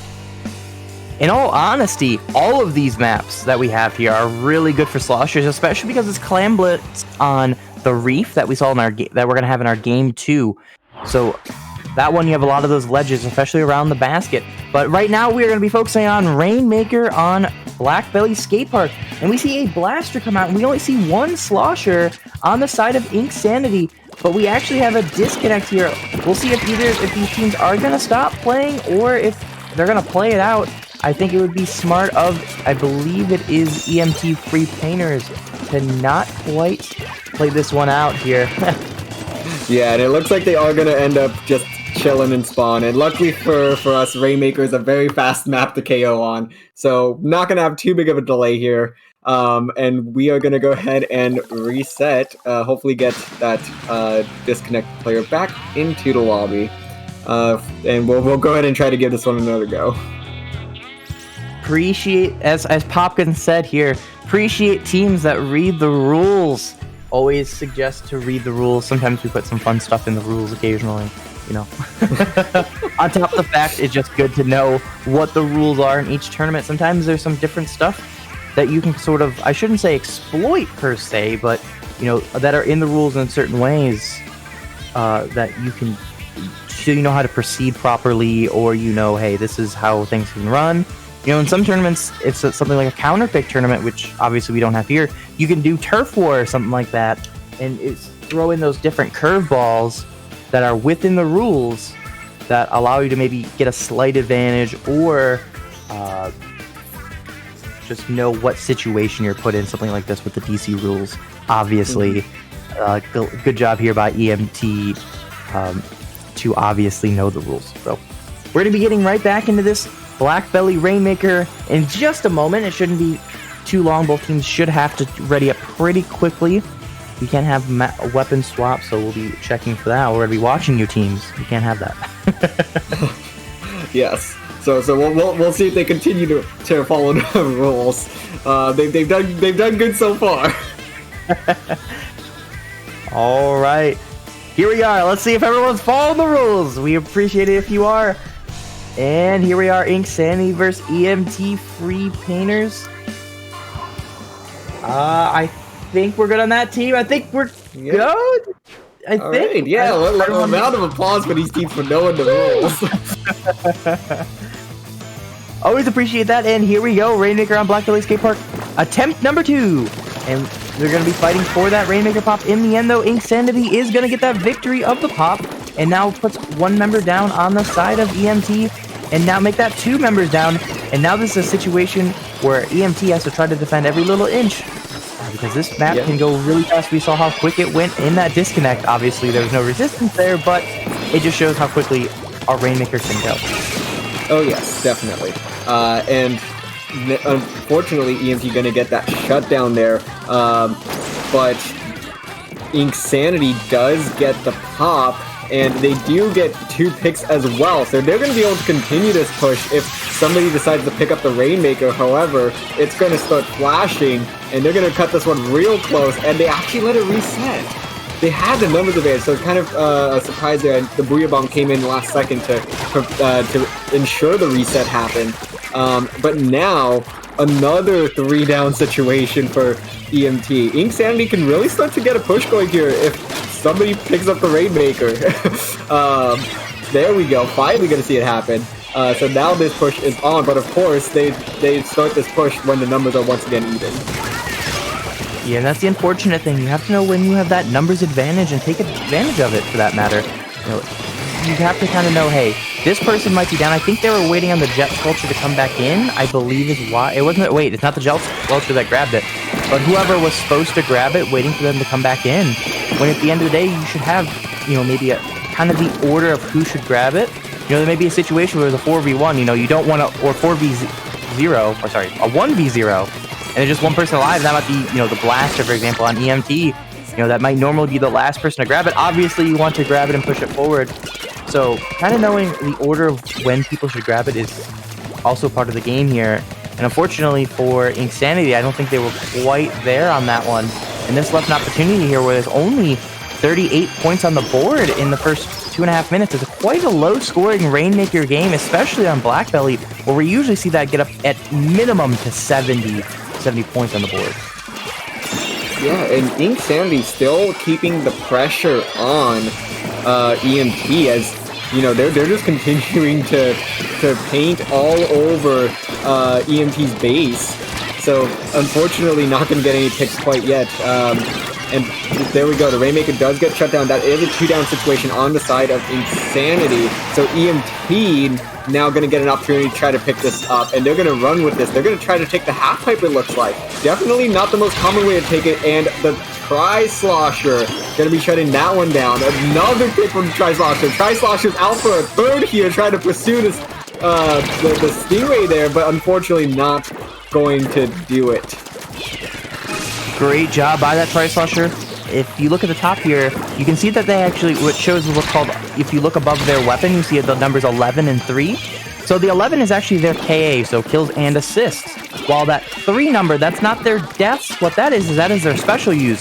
So they have already in this game with about a minute and a half remaining, already have 11 kills and assists and have used armor 3 times. So it's something to always keep an eye on. You can kind of see who's making a lot of plays and who's using a lot of specials. So some different things to keep in mind. Hey, something like an NZAP or a Junior, if they have a lot of specials, potentially they're kind of doing their job, cleaning a lot and supporting the team. While something like the KAs, when you have something like a blaster, if that's a really high number, that means they're kind of doing their job.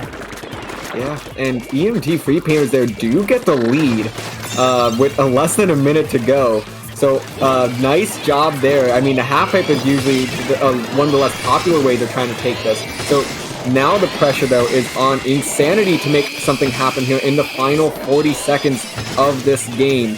So definitely they have good control of mid here, but now they're gonna need to get a couple picks. And it looks like EMT Freepainters is ready for them. They're just kind of, waiting for them to come up. All they need to do is just continue to apply pressure here. The Booyah Bomb is going to come out, and the Rainmaker does get 1 pick. But EMT does respond with a pick of their own, and with 15 seconds left, they got to get going. But no, the bomb going to be shutting down this Rainmaker with 10 seconds to go. And it seems like Inksanity is not going to be able to pull this one out, barring a miracle at this point. But EMT Freepainters escape with game number 1. Honestly, that's really surprising here. EMT made a great push down that pipe, getting them enough for the lead. But the big thing here is, honestly, Inksanity didn't take advantage of their situations where they had the advantage. They had quite numerous amount of those in the beginning of the game. The KAs are actually quite similar here, so neither team really out-killing the other one. And both of them leaving or having times where they were being killed or getting the kills. So it wasn't just like one team dominating and the other one was getting kills on defense. Both of them had offensive and defensive kills on that one. So really, it was a big surprise here. Inksanity, when they had the numbers advantage, just didn't push up here. So it left the door open for EMT Freepainters to get that victory of game 1. Yeah, and that's kind of the story of Rainmaker. Rainmaker, you really only need 1 good push, especially on a map like Black Belly Skate Park. And EMT Freepainters found that opportunity, took it, and that managed to be enough for a win. Because I really feel like for probably about 3.5 minutes there, it was Inksanity's game. Inksanity had all the control, they had all the pressure, and EMT Freepainters managed to get 1 good push there, and Inksanity just could not respond. All right, though, we are going to be heading into Clamblitz on the Reef. This is a very common map to see. The Reef is a very popular map. This is kind of your classic. It isn't necessarily everyone's favorite, but nobody hates this map. That's kind of the classic of the Reef. It's the most standard map, so to say, on this map on Splatoon 2, and it's actually the first map I believe that we saw. We saw it with a wooden bridge instead of the awesome bridge they have in mid back when it was in development. So a lot of changes have been shown to have happened to even this map since it was first released. And so we're finally here, going to be heading into Clamblitz on the Reef. The big thing here is just kind of control that bridge. It gives you a lot of opportunity to move around, and I think that's going to be the key position, is what team's going to be able to hold that bridge the most effectively. Here we go now into game number 2. So seeing a couple of Splatling Decos. So those are going to be helpful with those Booyah Bombs to try to move up, and a pair of Juniors on either side as well to, armor bot, but also be a very, very strong support weapon.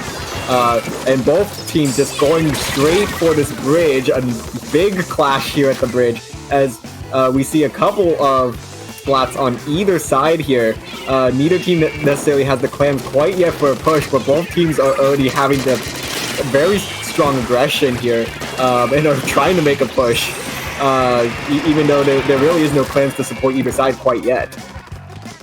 Yeah, and we see those multiple specials coming out of Inksanity. Anytime you see that the Inkling or Octoling sign kind of flashing. That means they have the special ready. And the number underneath, for anyone that doesn't know, is how close they are to charging up that special. And if it doesn't have any number, that means they have currently used it and they can't charge it up anymore. So we see here, Inksanity get to push up. They do only score a power clam, which is only worth 20 points. Not the biggest amount of points you want to see when you're trying to push. The big goal is obviously to hold that basket open for a long period of time, because it's quite a steep penalty. You get a 50% penalty on any points that you score, which means that until you get rid of that penalty, you cannot score any additional points. So that's what that little plus 10 number is under 80 remaining for anyone that is new to watching Splatoon.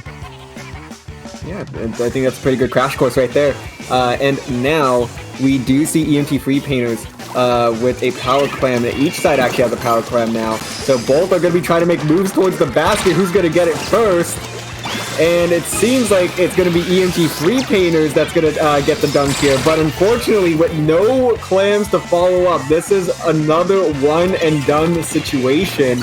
And now, Inksanity is already at the opposition's basket with a couple power clams of their own, and they're going to knock down the scoreboard all the way to 50 points remaining, plus a few clams to go on top of that.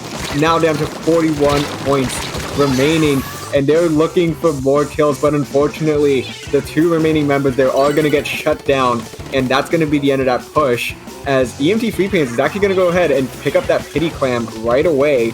And now these teams are going to be meeting up back at the bridge yet again. Yep, that bridge obviously the key point here that we talked about in the beginning of the match. A great job though by Inksanity, bettering their first push here, getting multiple power clams in along with a couple regular clams. Regular clams, of course, worth 3 points. But we see, I think, a score in the background. We see EMT FREEPAINTERS able to score another one, but there's no follow-up. Something that happened in the first one too is there just wasn't that follow-up. So this is, again, the second time EMT has opened it, but no additional clams other than the power clams have been scored. And this is why they're down so many points to Inksanity, who are able to put in multiple power clams and the regular clams. So that's kind of the big difference. You know, one of the big things to kind of think about when you're pushing in this game is, do you have a lot of clams for one push, or do you want to go for multiple smaller pushes? And if possible, the bigger one push is always, or is usually going to win that match unless you have multiple smaller pushes. And obviously it's showing right now with EMT being down to Inksanity in this match. And yet again, another one power clam push for EMT, as they are going to try to go for a second one, but no, fall just shy. I would have tied the game. However, of course, Inksanity getting to that 41-point threshold first, the tiebreaker does go into their favor. So they would have needed a little bit more beyond that extra power clam as well. But unfortunately, they did not even get that. So now we're heading into the last minute of the match here. Still a pretty close game. Where EMT FREEPAINTERS can take the lead with, 2 power clams, or just even 1 power clam plus probably about 4 clams there. And nice bomb there to shut down the power clam. So now 2 down on the side of Inksanity. EMT FREEPAINTERS has been really good on trying to getting just individual people up to that basket. But now they're going to need to get something a little bit more coordinated here, as they are getting a couple of picks. And of course, as I say that, now they are at a number disadvantage themselves. So last 30 seconds, they really need to get another power clam up and start making a move towards that basket, as Inksanity has 32 clams on their side here. This is going to be a strong push if Inksanity can get up to this basket in the last 15 seconds. EMT does sniff out that flank from Volkner. Volkner is going to try to get that baller push, and it looks like they're going to successfully get in there. So we're going to have another set of points here coming in for Inksanity. That is 3! And there's enough clams there for the KO if they had enough time, but in the end, it doesn't matter because that clam basket is opened by Inksanity, and that ends the game right then and there. EMT cannot have a chance to push it into overtime. So Inksanity is going to bring this set to 1-1. It's a very, very exciting set right here. 1-1 going into our third and final game of this match. Yeah, so a very tight one here so far. Inksanity, I think, definitely kind of made some good corrections there from their first game. Because I saw in their first game, they maintained a lot of pressure throughout. but kind of just had one little slip up there. And I think with Clamblitz, it's a lot easier to control the pace and letting it get out of hand too quickly, because with Clamblitz, your team, the team needs to continue to get clams and whatnot, and it's a little bit easier to put together a defensive effort. So job well done to Inksanity for keeping the pressure on this time. They let a couple of those power clams slip, but EMT FREEPAINTERS was never able to get more than one power clam in at a time, and I think that's a pretty solid win there. Great job. And even you kind of commented how Inksanity got better in this game compared to last game. They also got better in the middle of that game. So they had like one small push, then they had a medium push, and then they had a nice final strong, I think it was 3 power clams plus a couple extra ones, and they could have scored more if the timer didn't run out. So I think that was a great job by Inksanity. They continue to get better, progressively better in a game that they already won. So now they need to push that momentum here into humpback zones. What do you think is the key position on humpback zones here, DRF? So the thing is, we saw this from both teams. Both teams were running that heavy splatling deco with the Booyah Bomb. We are definitely going to see those make a return here because those 2 snipe positions are excellent positions for those splatlings. And in a Booyah Bomb, a single Booyah Bomb could realistically flip this zone just with a little bit of extra ink. So those are definitely going to be absolute keys to for both these teams. And I think we're going to see a solid back and forth effort here heading into Game 3. I think so too. I think with the way this is built, you kind of talked about how the specials can quickly flip this map or flip this zone on this map. And I think that's going to be a big factor. You can just throw a Booyah Bomb, you can throw down a Splashdown and a bomb, something like a vanilla ink brush can pretty much single-handedly flip the zone in an instant. Obviously we don't see either of those from either of these teams, but from personal experience, I can tell you that as a rush player, you can quickly with a splashdown and bomb combo into the cap. And we actually see bubbles already coming out in the first 10 seconds. A great job there by the Kenza Jr. A weapon or a special spamming weapon potentially if done right. And we already saw one of those in the first 10 seconds, just showing its potential off. And these teams are trading the zone back and forth out of the gate here, 95 to 93. But Inksanity going to be able to hold on to the zone just a tad longer, and unfortunately that's going to be 3 down for them.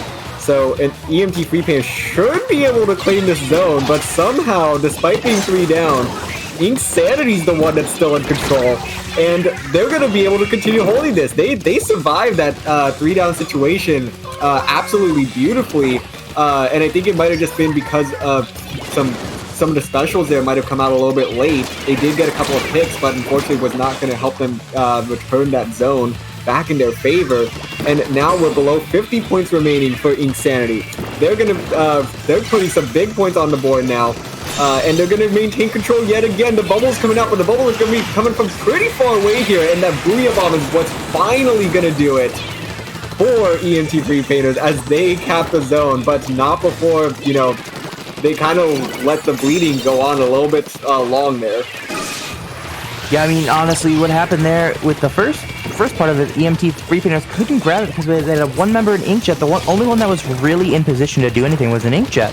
So an Inkjet you really can't paint, and you're definitely not going to outpaint a junior. And so the junior just kind of sat back, all right, this is my zone. And then the rest, by the time that EMT FREEPAINTERS team could respond to that opening that they gave themselves, Inksanity already had their team back in, and actually in a better position because they had control of the map. So they actually, out of the 3 down situation, EMT FREEPAINTERS was in the worst position because of that. And we see Dante getting 1 kill. Can they push it on the other one? No, their teammates are going to get it. So this is another opportunity for Inksanity to control the map here with only 10 seconds on their penalty. It's going to tick down very quickly. They're going to gain a lot of points again in this one. EMT FREEPAINTERS in a poor position, not quite too many specials ready. And on top of that, no additional or no members down on Inksanity. So they kind of have to push right now. We see bubbles ready. We see missiles ready. We see the heavy going down and the blaster going down. So this is a situation that they're in a bad position. The juniors' bubbles are popped outside of the zone. And this game will be going to Inksanity. Inksanity is going to win this set 2-1. Wow. Yeah, I mean, and Inksanity just continued to get better. One thing I will say from EMT FREEPAINTERS, though, they had some really solid special coordination there. you know, the bubble Booyah combo managed to, you know, slow down this game a little bit and recap the zone, apply that penalty to Inksanity. Of course, Inksanity managed to respond by flipping it immediately back each time, but at the very least, EMT FREEPAINTERS prolonged this game much longer than if, you know, they weren't coordinating that as well. So the bubble is going into the zone, the Booyah Bomb to pop it. Very well done by EMT FREEPAINTERS, but of course, this is Inksanity's set. So they just continued to get better and better with each game and each second in these games as well. It seemed like they were constantly, you know, making the correct adjustments and being able to do a lot better on the callouts and reading what the opposition was doing. You know, great adjustments there by Inksanity, as you mentioned, and you know, it's just great play there by Inksanity. They just got progressively better, and we kind of saw that in the last set too by Vaporwave. They kind of adjusted to their enemy team. Unfortunately for Vaporwave, they did it too late. Inksanity, though, they made those adjustments, especially into game 2. You know, kind of saw a little bit of that in game 1, and then for sure into game 2, progressively through game 2, and then obviously just a complete domination of game 3. And that's what you want to see from teams here. You want to adjust to your opponent. That's something that a lot of low-level teams kind of forget about doing, is kind of like, all right, what can we do to better what they're doing right, and not about what can we do to mitigate our failures, so to say, our where we're going wrong, right? Obviously, some of the stuff you want to, of course, mitigate where you're failing, but a lot of times with Splatoon, because of how well things are balanced, it's more about doing or countering what your opponent is doing right more than it's about bettering yourself. Because if you have the wrong weaponry, you have the wrong game plan to what your opponent is doing, even if you play quite better than your opponent, you're usually still going to actually take that loss. So Inksanity kind of made those adjustments through that set, and they were able to get this victory. Yeah. All right. But that is going to do it for round 5 here of day 1 of Low Ink. So congrats once again to Inksanity for taking this set. They're going to definitely put themselves in a much better position to progress into day 2. So we'll have to stay tuned for that. There is one more round of play, so anything can still happen. So it's gonna be pretty interesting to see where teams kind of fall at the end of this next round and who progresses on to day 2.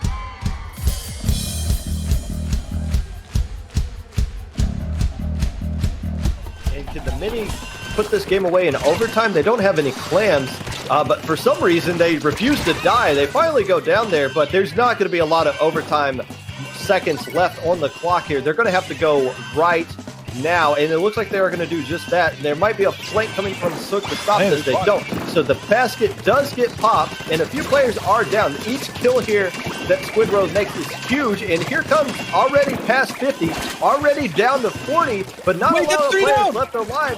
But 3 players go down, and that is going to keep this basket going a little bit longer. They do have a power claim, but they find a way to get that power claim, and they're going to win this game. The basket takes over. They actually get the game.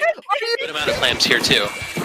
But Crystal going in, but does not get it traded. So this should be an opening for them to push. They have the super jump through car.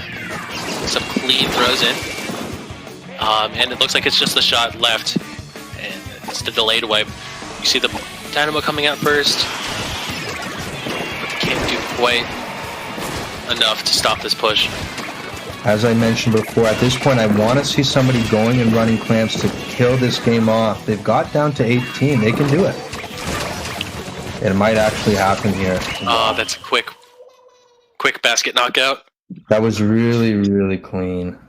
I think Geek Squid did a great job of, Absolutely, and I like what I'm seeing here from Knife pulling out that custom Jet Squelcher. Like we had talked about earlier, I mean, the Stingray, so powerful on a map like this, and of course we also have the vanilla heavy Splatling coming out. Here we go, we got a Stingray battle right out the gate. Both of those weapons building up that special so fast, and they're both.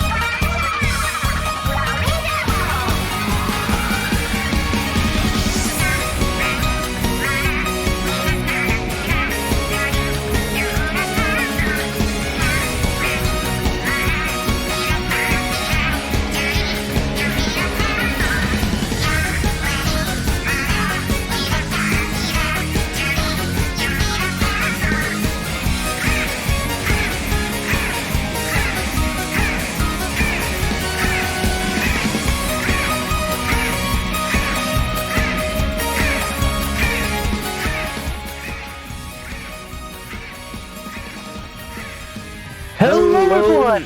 Oh. Overlap each other there. We all are excited to come back here for Low Ink March 2021. I am Kraken Mare, joined by my partner in crime here, DRF. How you doing, DRF? I am doing absolutely fantastic. So we got two new teams here. This is round 6 of Swiss. So we've been a long day so far. It's all come down to this one last round. Low Ink's a marathon. So now we got a fantastic matchup here between Mahi-Mahi Monsoon and Casually Dynamic Squids. I think we'll probably be abbreviated as CDS or something.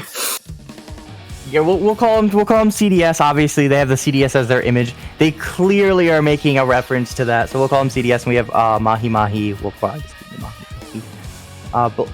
Both teams I'm excited to see. This is a potential top cut fight. The loser of this set may not make our top bracket here in alpha bracket. So this could make or break whether or not they go to alpha bracket or beta bracket. It will be purely based on tiebreakers. Obviously, the edge, I believe, is to Mahi-Mahi Monsoon. I believe I think they're the ones that are in our third place, so they have some nice tiebreakers, I believe, correct? Yeah, no, they're CDS is the top team right now. That is currently 4-1. So they're looking at an opponent win percentage of 70%, which is pretty darn high. So that's going to put them at the top of those 4-1 tiebreakers. Well, I mean, if they're going to still need to win this if they want to stay in top cut. Although if they do lose it, at least the tiebreaker does seem to be in their favor. However, that's not the same story for Mahi-Mahi Monsoon. They really need to win this one if they want to see alpha on day 2. But even if they don't make it, they'll still make a top cut. It just will probably be beta or possibly even gamma. All right, here we go. Casually Dynamic Squids are CDS and Mahi-Mahi Monsoon here. Mahi-Mahi Monsoon in the turquoise, while we have in the orange, we have CDS here. They're both going to be fighting over that central area.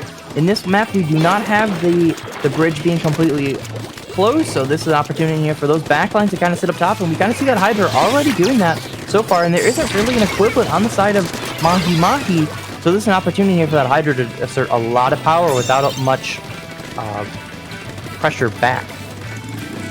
Yeah, and Mahi-Mahi Monsoon already trying to work through this first checkpoint, actually, and successfully do get by it. However, they are going to go 3 down here as Japanda of CDS is going to be getting on that tower now, and they're going to be going for a push of their own, so a lot of back and forth here out of the gate, and I mean, that's definitely kind of how this goes on Schellendorf. I think the big key to the game here that Mahi-Mahi needs to recognize as soon as possible, and I think they already started to, with their first push, we kind of saw them kind of take care of it, is take care of that Hydra. If you can take care of that Hydra in that top area, that leaves them an opportunity to really push and really move. Because if they don't control the opponent's class, they can't do anything. And a Hydra up in opponent's class is just domination. But it doesn't matter right now when they're on the defensive side, and we see CDS pushing up forward nearly to that third checkpoint in just the first minute and a half. Oh, they are going to get to that third checkpoint and get it, for that matter. 3:30 on the clock, and it's nearing a KO. Yeah, I mean, it's a very strong effort here from CDS. And, with tower control on this map, once you do get past that second checkpoint and, start to get to that third checkpoint, it can very easily get out of control. So, an excellent job there by Mahi-Mahi to not let it get out of hand. I mean, yes, 19 is a huge lead on this map, but it is not over yet. They managed to at least get the defense together, and now they're looking to get a couple of picks and start getting a push of their own. A nice pick there, actually, from the squeezer. However, they're going to need to get more than just that if they want to get a push of their own going. We see the CDS on CDS. Actually, there's 2 CDSs on CDS for that matter. Taking control of the glass, assisting their Hydra player, who actually goes down. This is a great opportunity for Mahi-Mahi to continue to push up, and we see them taking advantage of it. Andy here, able to take one out, and then Inkjet getting a second one. Probably going to get picked on the return, though. But a great play there by Andy. In the end, though, because Japanda here able to get to themselves, it kind of just ends up being a wash in this situation. We just see the fight over mid again here. And Bohemian, I believe that's how you say that, is just kind of sitting here over with this power position. Being contested, though, the Squeezer doing a great job falling off for that shot. That is pretty hard to land, especially when you're contending with potential loss of damage output because of the fall off. So great job by the Squeezer. This gives an opportunity for Mahi-Mahi to do something here, but the rest of Mahi-Mahi goes down. So CDS is actually the one that benefits long-term here. Ryan and the rest of their team now having to defend instead of try to push forward. Yeah, I mean, Mahi-Mahi right now, they are getting the picks. I think right now it's just timing. It's just a bad timing right now when they are getting the picks, but it's not at times where, you know, it's going to end up being useful for them in the long run here. But they are going to go ahead and give it a go. They're going to push up this tower a little bit, although it's not going to go too far as two members of Mahi-Mahi do go down. Make it 3, and this is just a bloodbath right now. Just these teams are going back and forth on their kills here. And now it's going to be CDS who has control. And they're going to be looking to get back to where they had just left off. And that's, you know, pretty darn close to the goal. Yeah, you know, the goal, they're still pushing here with 40 seconds remaining. You know, and that's the best part about it. Even if they don't get any additional points, the big thing is keeping the tower on the opponent's side, which means they have to go even farther in these last 30 seconds if they are able to get control of it. But right now, they're not getting control. There's 3 down on the side of Mahi-Mahi. They're down to 18 remaining. And counting. 15, 10 remaining approximately here. That's almost a 90-point push. Make that 94. What a great job by CDS expanding their lead in the last 30 seconds instead of just trying to hold on to what they have. And that's something you don't see a lot of teams do, is continue to push no matter what. Yeah, Andy and the rest of their team here, Mahi-Mahi Monsoon, are just kind of in a bad position, getting shot down now by the 2 CDSs from the glass, using the geography, so to say, of the map to their advantage, the height advantage. When you have that range of the CDS is just so great. And they're still going, but unfortunately that is going to be a full wipe. And this game goes to CDS.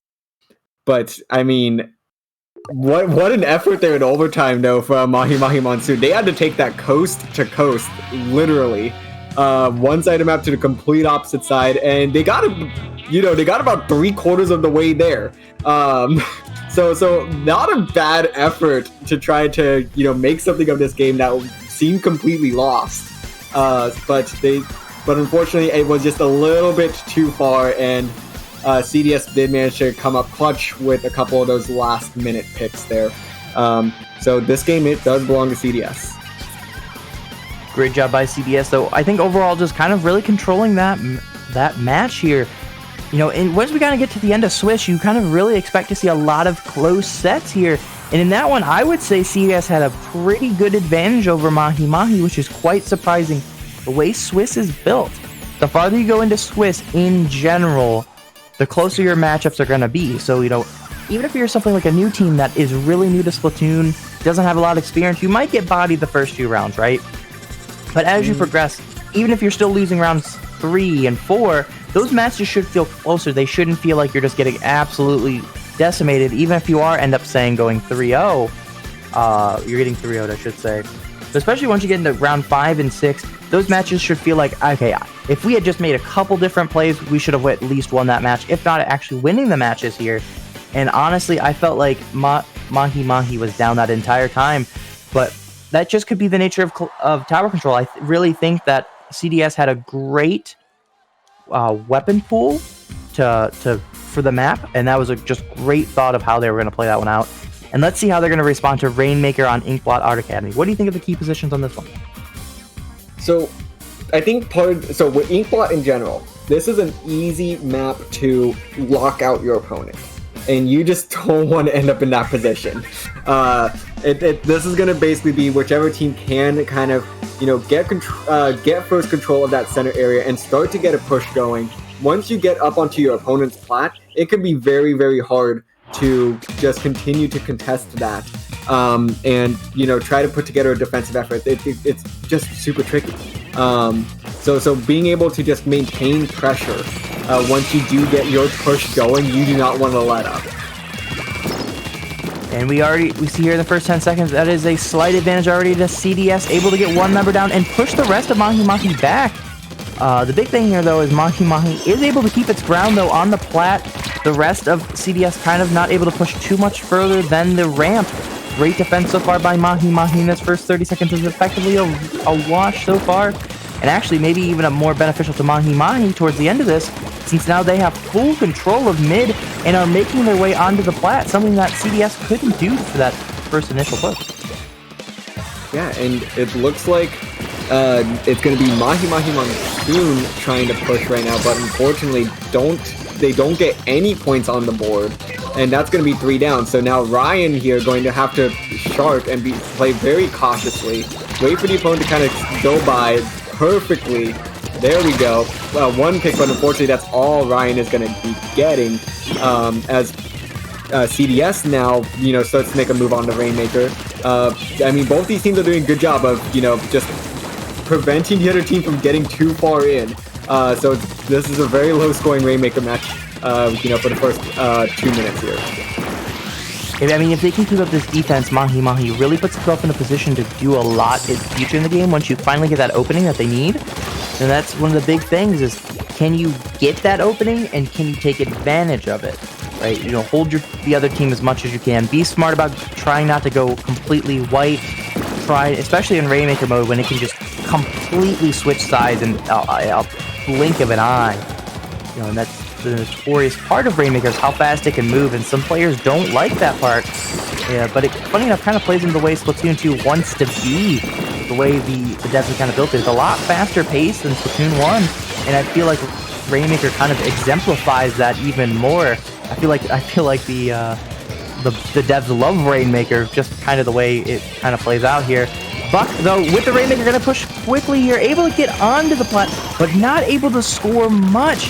As much as that slick is kind of a chokehold, the ramp slick, I've heard both terms used, getting up to the top of that is a decent amount of points, though, when everyone's so defensive in the first half of the game.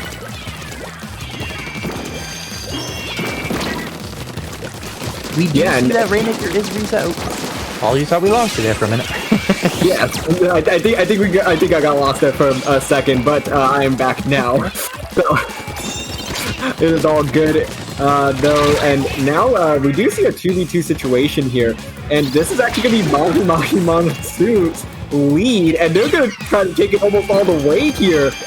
That really kind of came out of nowhere almost. There was just no opening there, or there was just a huge opening, excuse me, for Mahi-Mahi. CDS left the opening right through the middle. They had some people in mid, and the Rainmaker just came right up the plat. There's nothing they really can do in that situation, and it just kind of left the Hydra on defense. It was the only one that even had an opportunity to save it. Luckily, Bohemian able to take that shot and get down the Rainmaker before it was over, but now they have to find a way to kind of push forward. We finally see Buck, we see Japanda, and we see Tata moving up here quickly. 45, 37 remaining. That is still not going to be enough for the lead. And now they're kind of contesting here, the Rainmaker on the plat, and it's a rough situation here if you are Mahi-Mahi. But luckily you have the spawn advantage. Yeah, and they're looking for the lead right now. This is going to be really, really close in the last minute here, but Glizzy gonna be able to take this and drop off the platform.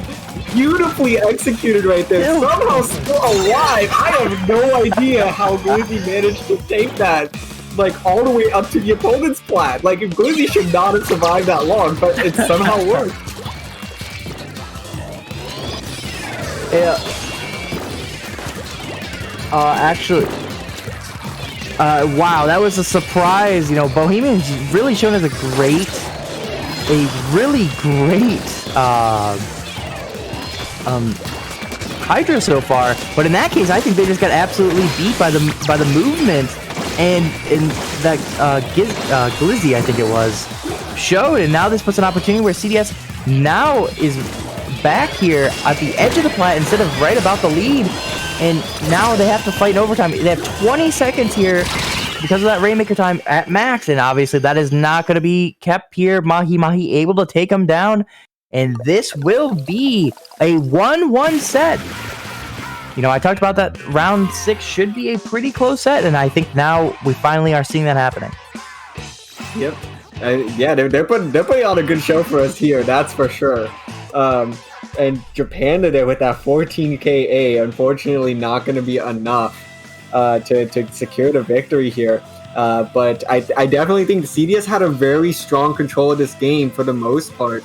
But, you know, Rainmaker's the mode where you just need that one chance. And, you know, Mahi-Mahi Monsoon saw it, they took it, and they got the lead and, you know, managed to play defense the rest of the time. I mean, we saw Glizzy play that defensive effort beautifully. I mean, I was kind of questioning it at first. I'm like, dang, like, Glizzy's really gonna, you know, that's a really bold move there. I'm not sure if this is gonna work, and somehow takes it like a third of the way into the opponent's base. I'm like, what? Yeah, I mean, that's huge, and I think it was more of a little bit of luck and a little bit of skill there. You know, I was actually kind of hoping that they would run and grab it, because CDS actually got the pop in that instance, and that was an instance I think if they just ran for it, they might have gotten enough points to at least eke out the lead. You know, maybe I think it was 19 remaining is what Mahi-Mahi had. So if CDS had kind of pushed and tried to get, you know, maybe to 15 remaining is probably what they would have gotten here. But you know what? Instead of, let's not worry about those past games now, because it's really a best of 1 at this point for this set. Going into Clam Blitz on New Albacore Hotel. This is an exciting one. I really think all of these different paths that they're going to be able to take, I think that makes this match, or this map, one of the most exciting ones to watch in Clam Blitz. Yeah, I mean, it's a very open map. It really, I mean, it does favor a lot of longer range weapons. But obviously, you know, it really just kind of comes down to what you're going to pair up with the rest of your team. So this one's definitely going to require some special coordination, but we could see some flanks happening as well, just because it is such a versatile map in terms of the number of paths that you can take to get to that basket.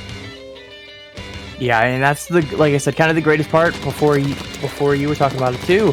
You know, it's just the amount of different ways that they can go about this, and that to me really makes this map a little bit different than the other ones. As much as they're all funnels, of course, to the basket, you have that far right side that is super viable to pressure from. You have, of course, right at the center, and going over the ramp on the far left side, if you're the team pushing forward, is also a viable strat. So you never know as a defender what side the enemy is going to push from if you don't have them called out and spotted. Right now, though, there's no defenders on CDS remaining. It's really just Mahi-Mahi's game here, and they're going to pick up the ramp, it looks like, with multiple balls. Oh, a bomb gets a triple there, and that push is immediately dead. Look for that replay later on Twitter. Because, yeah, I mean, that was really solid there. I mean, they all bunched up together, and it looked like they were getting ready for a nice push. But, you know, one bomb is all it takes to wipe out a nice cluster of people. But so now they're going to have to start from scratch again. And both these teams looking for clams right now. But Japan is the one that's going to be able to get a couple of nice kills there and build up a power clam of their own. So now the tides have turned a little bit. CDS with 2 power clams. But they're going to need some specials to make this work now to get up to that basket. And it looks like the rain going to be helping lead this as Japan dunks the first power clam of the game. However, do they have the follow-up? No! That is going to be a full wipe on the side of CDS. And this is a 1 power clam push. 1 power clam push, obviously better than 0, but when it's so easy to score more than just a single power clam in this really leaves it an opportunity that I think was missed for CDS. They had a second power clam ready, and I think they had a couple additional clams, but none of them reaching the basket. So at the end of the day, just a 20-point push here, about half the game gone, and Mahi-Mahi now having an opportunity with that free power clam that they get to at minimum match it, if not score that and then some additional clams. We see them having over 20 clams ready, and that is, if they get what they have in right now, would get them down to 60 points remaining, which is obviously going to be the lead, but it doesn't matter if everyone is dead. We see an opportunity here, the CDS of CDS, able to take down another member of Mahi-Mahi and gets a complete wipe. This is an opportunity now switch in favor of CDS. They have the missiles going out. They have armor ready. And then I think they're about to have rain ready, I believe, here. And opportunity again for a push, but going to be denied by the power clam going down. Yeah, that, missed it by just a couple of inches there. So that's unfortunately going to be a wasted power clam for CDS. Much to the relief of Mahi-Mahi Monsoon right now. That was definitely a tough one there because there was so many clams on the side of CDS. They had complete control of the clam economy. But now it's Mahi-Mahi who has the numbers in clams. But they still need to get a couple picks and start moving up. I mean, this is luckily for them a very low scoring game. All it's really going to take is this next push, I think. Whoever gets one more push is going to win this game. Yeah, I mean, really effectively, that's what it's going to be, because it is really just going to be a one-push game on either side, really. Great job by all of these teams so far on the defensive side, just letting up one score, especially just power clam by CDS. Mahi-Mahi can't be upset about it. It's really just them trying to get on the offensive side, and every opportunity they've had has just ended in failure, unfortunately. We saw that bomb getting 3 of them early in the game. That really kind of set the tone for this one, and they haven't really been able to fully recover. I think them grouping up a little bit too much on this map in particular. This map is really good about being able to potentially spread out the way you push, and because of that, not taking advantage of that, I think right now Mahi-Mahi is in a tough situation. So this time they are making amends, so that we see Ryan on the CDS kind of going around, but they don't have any clams to push up. So with just 20 seconds remaining, that is going to be, I believe, a delayed wipe.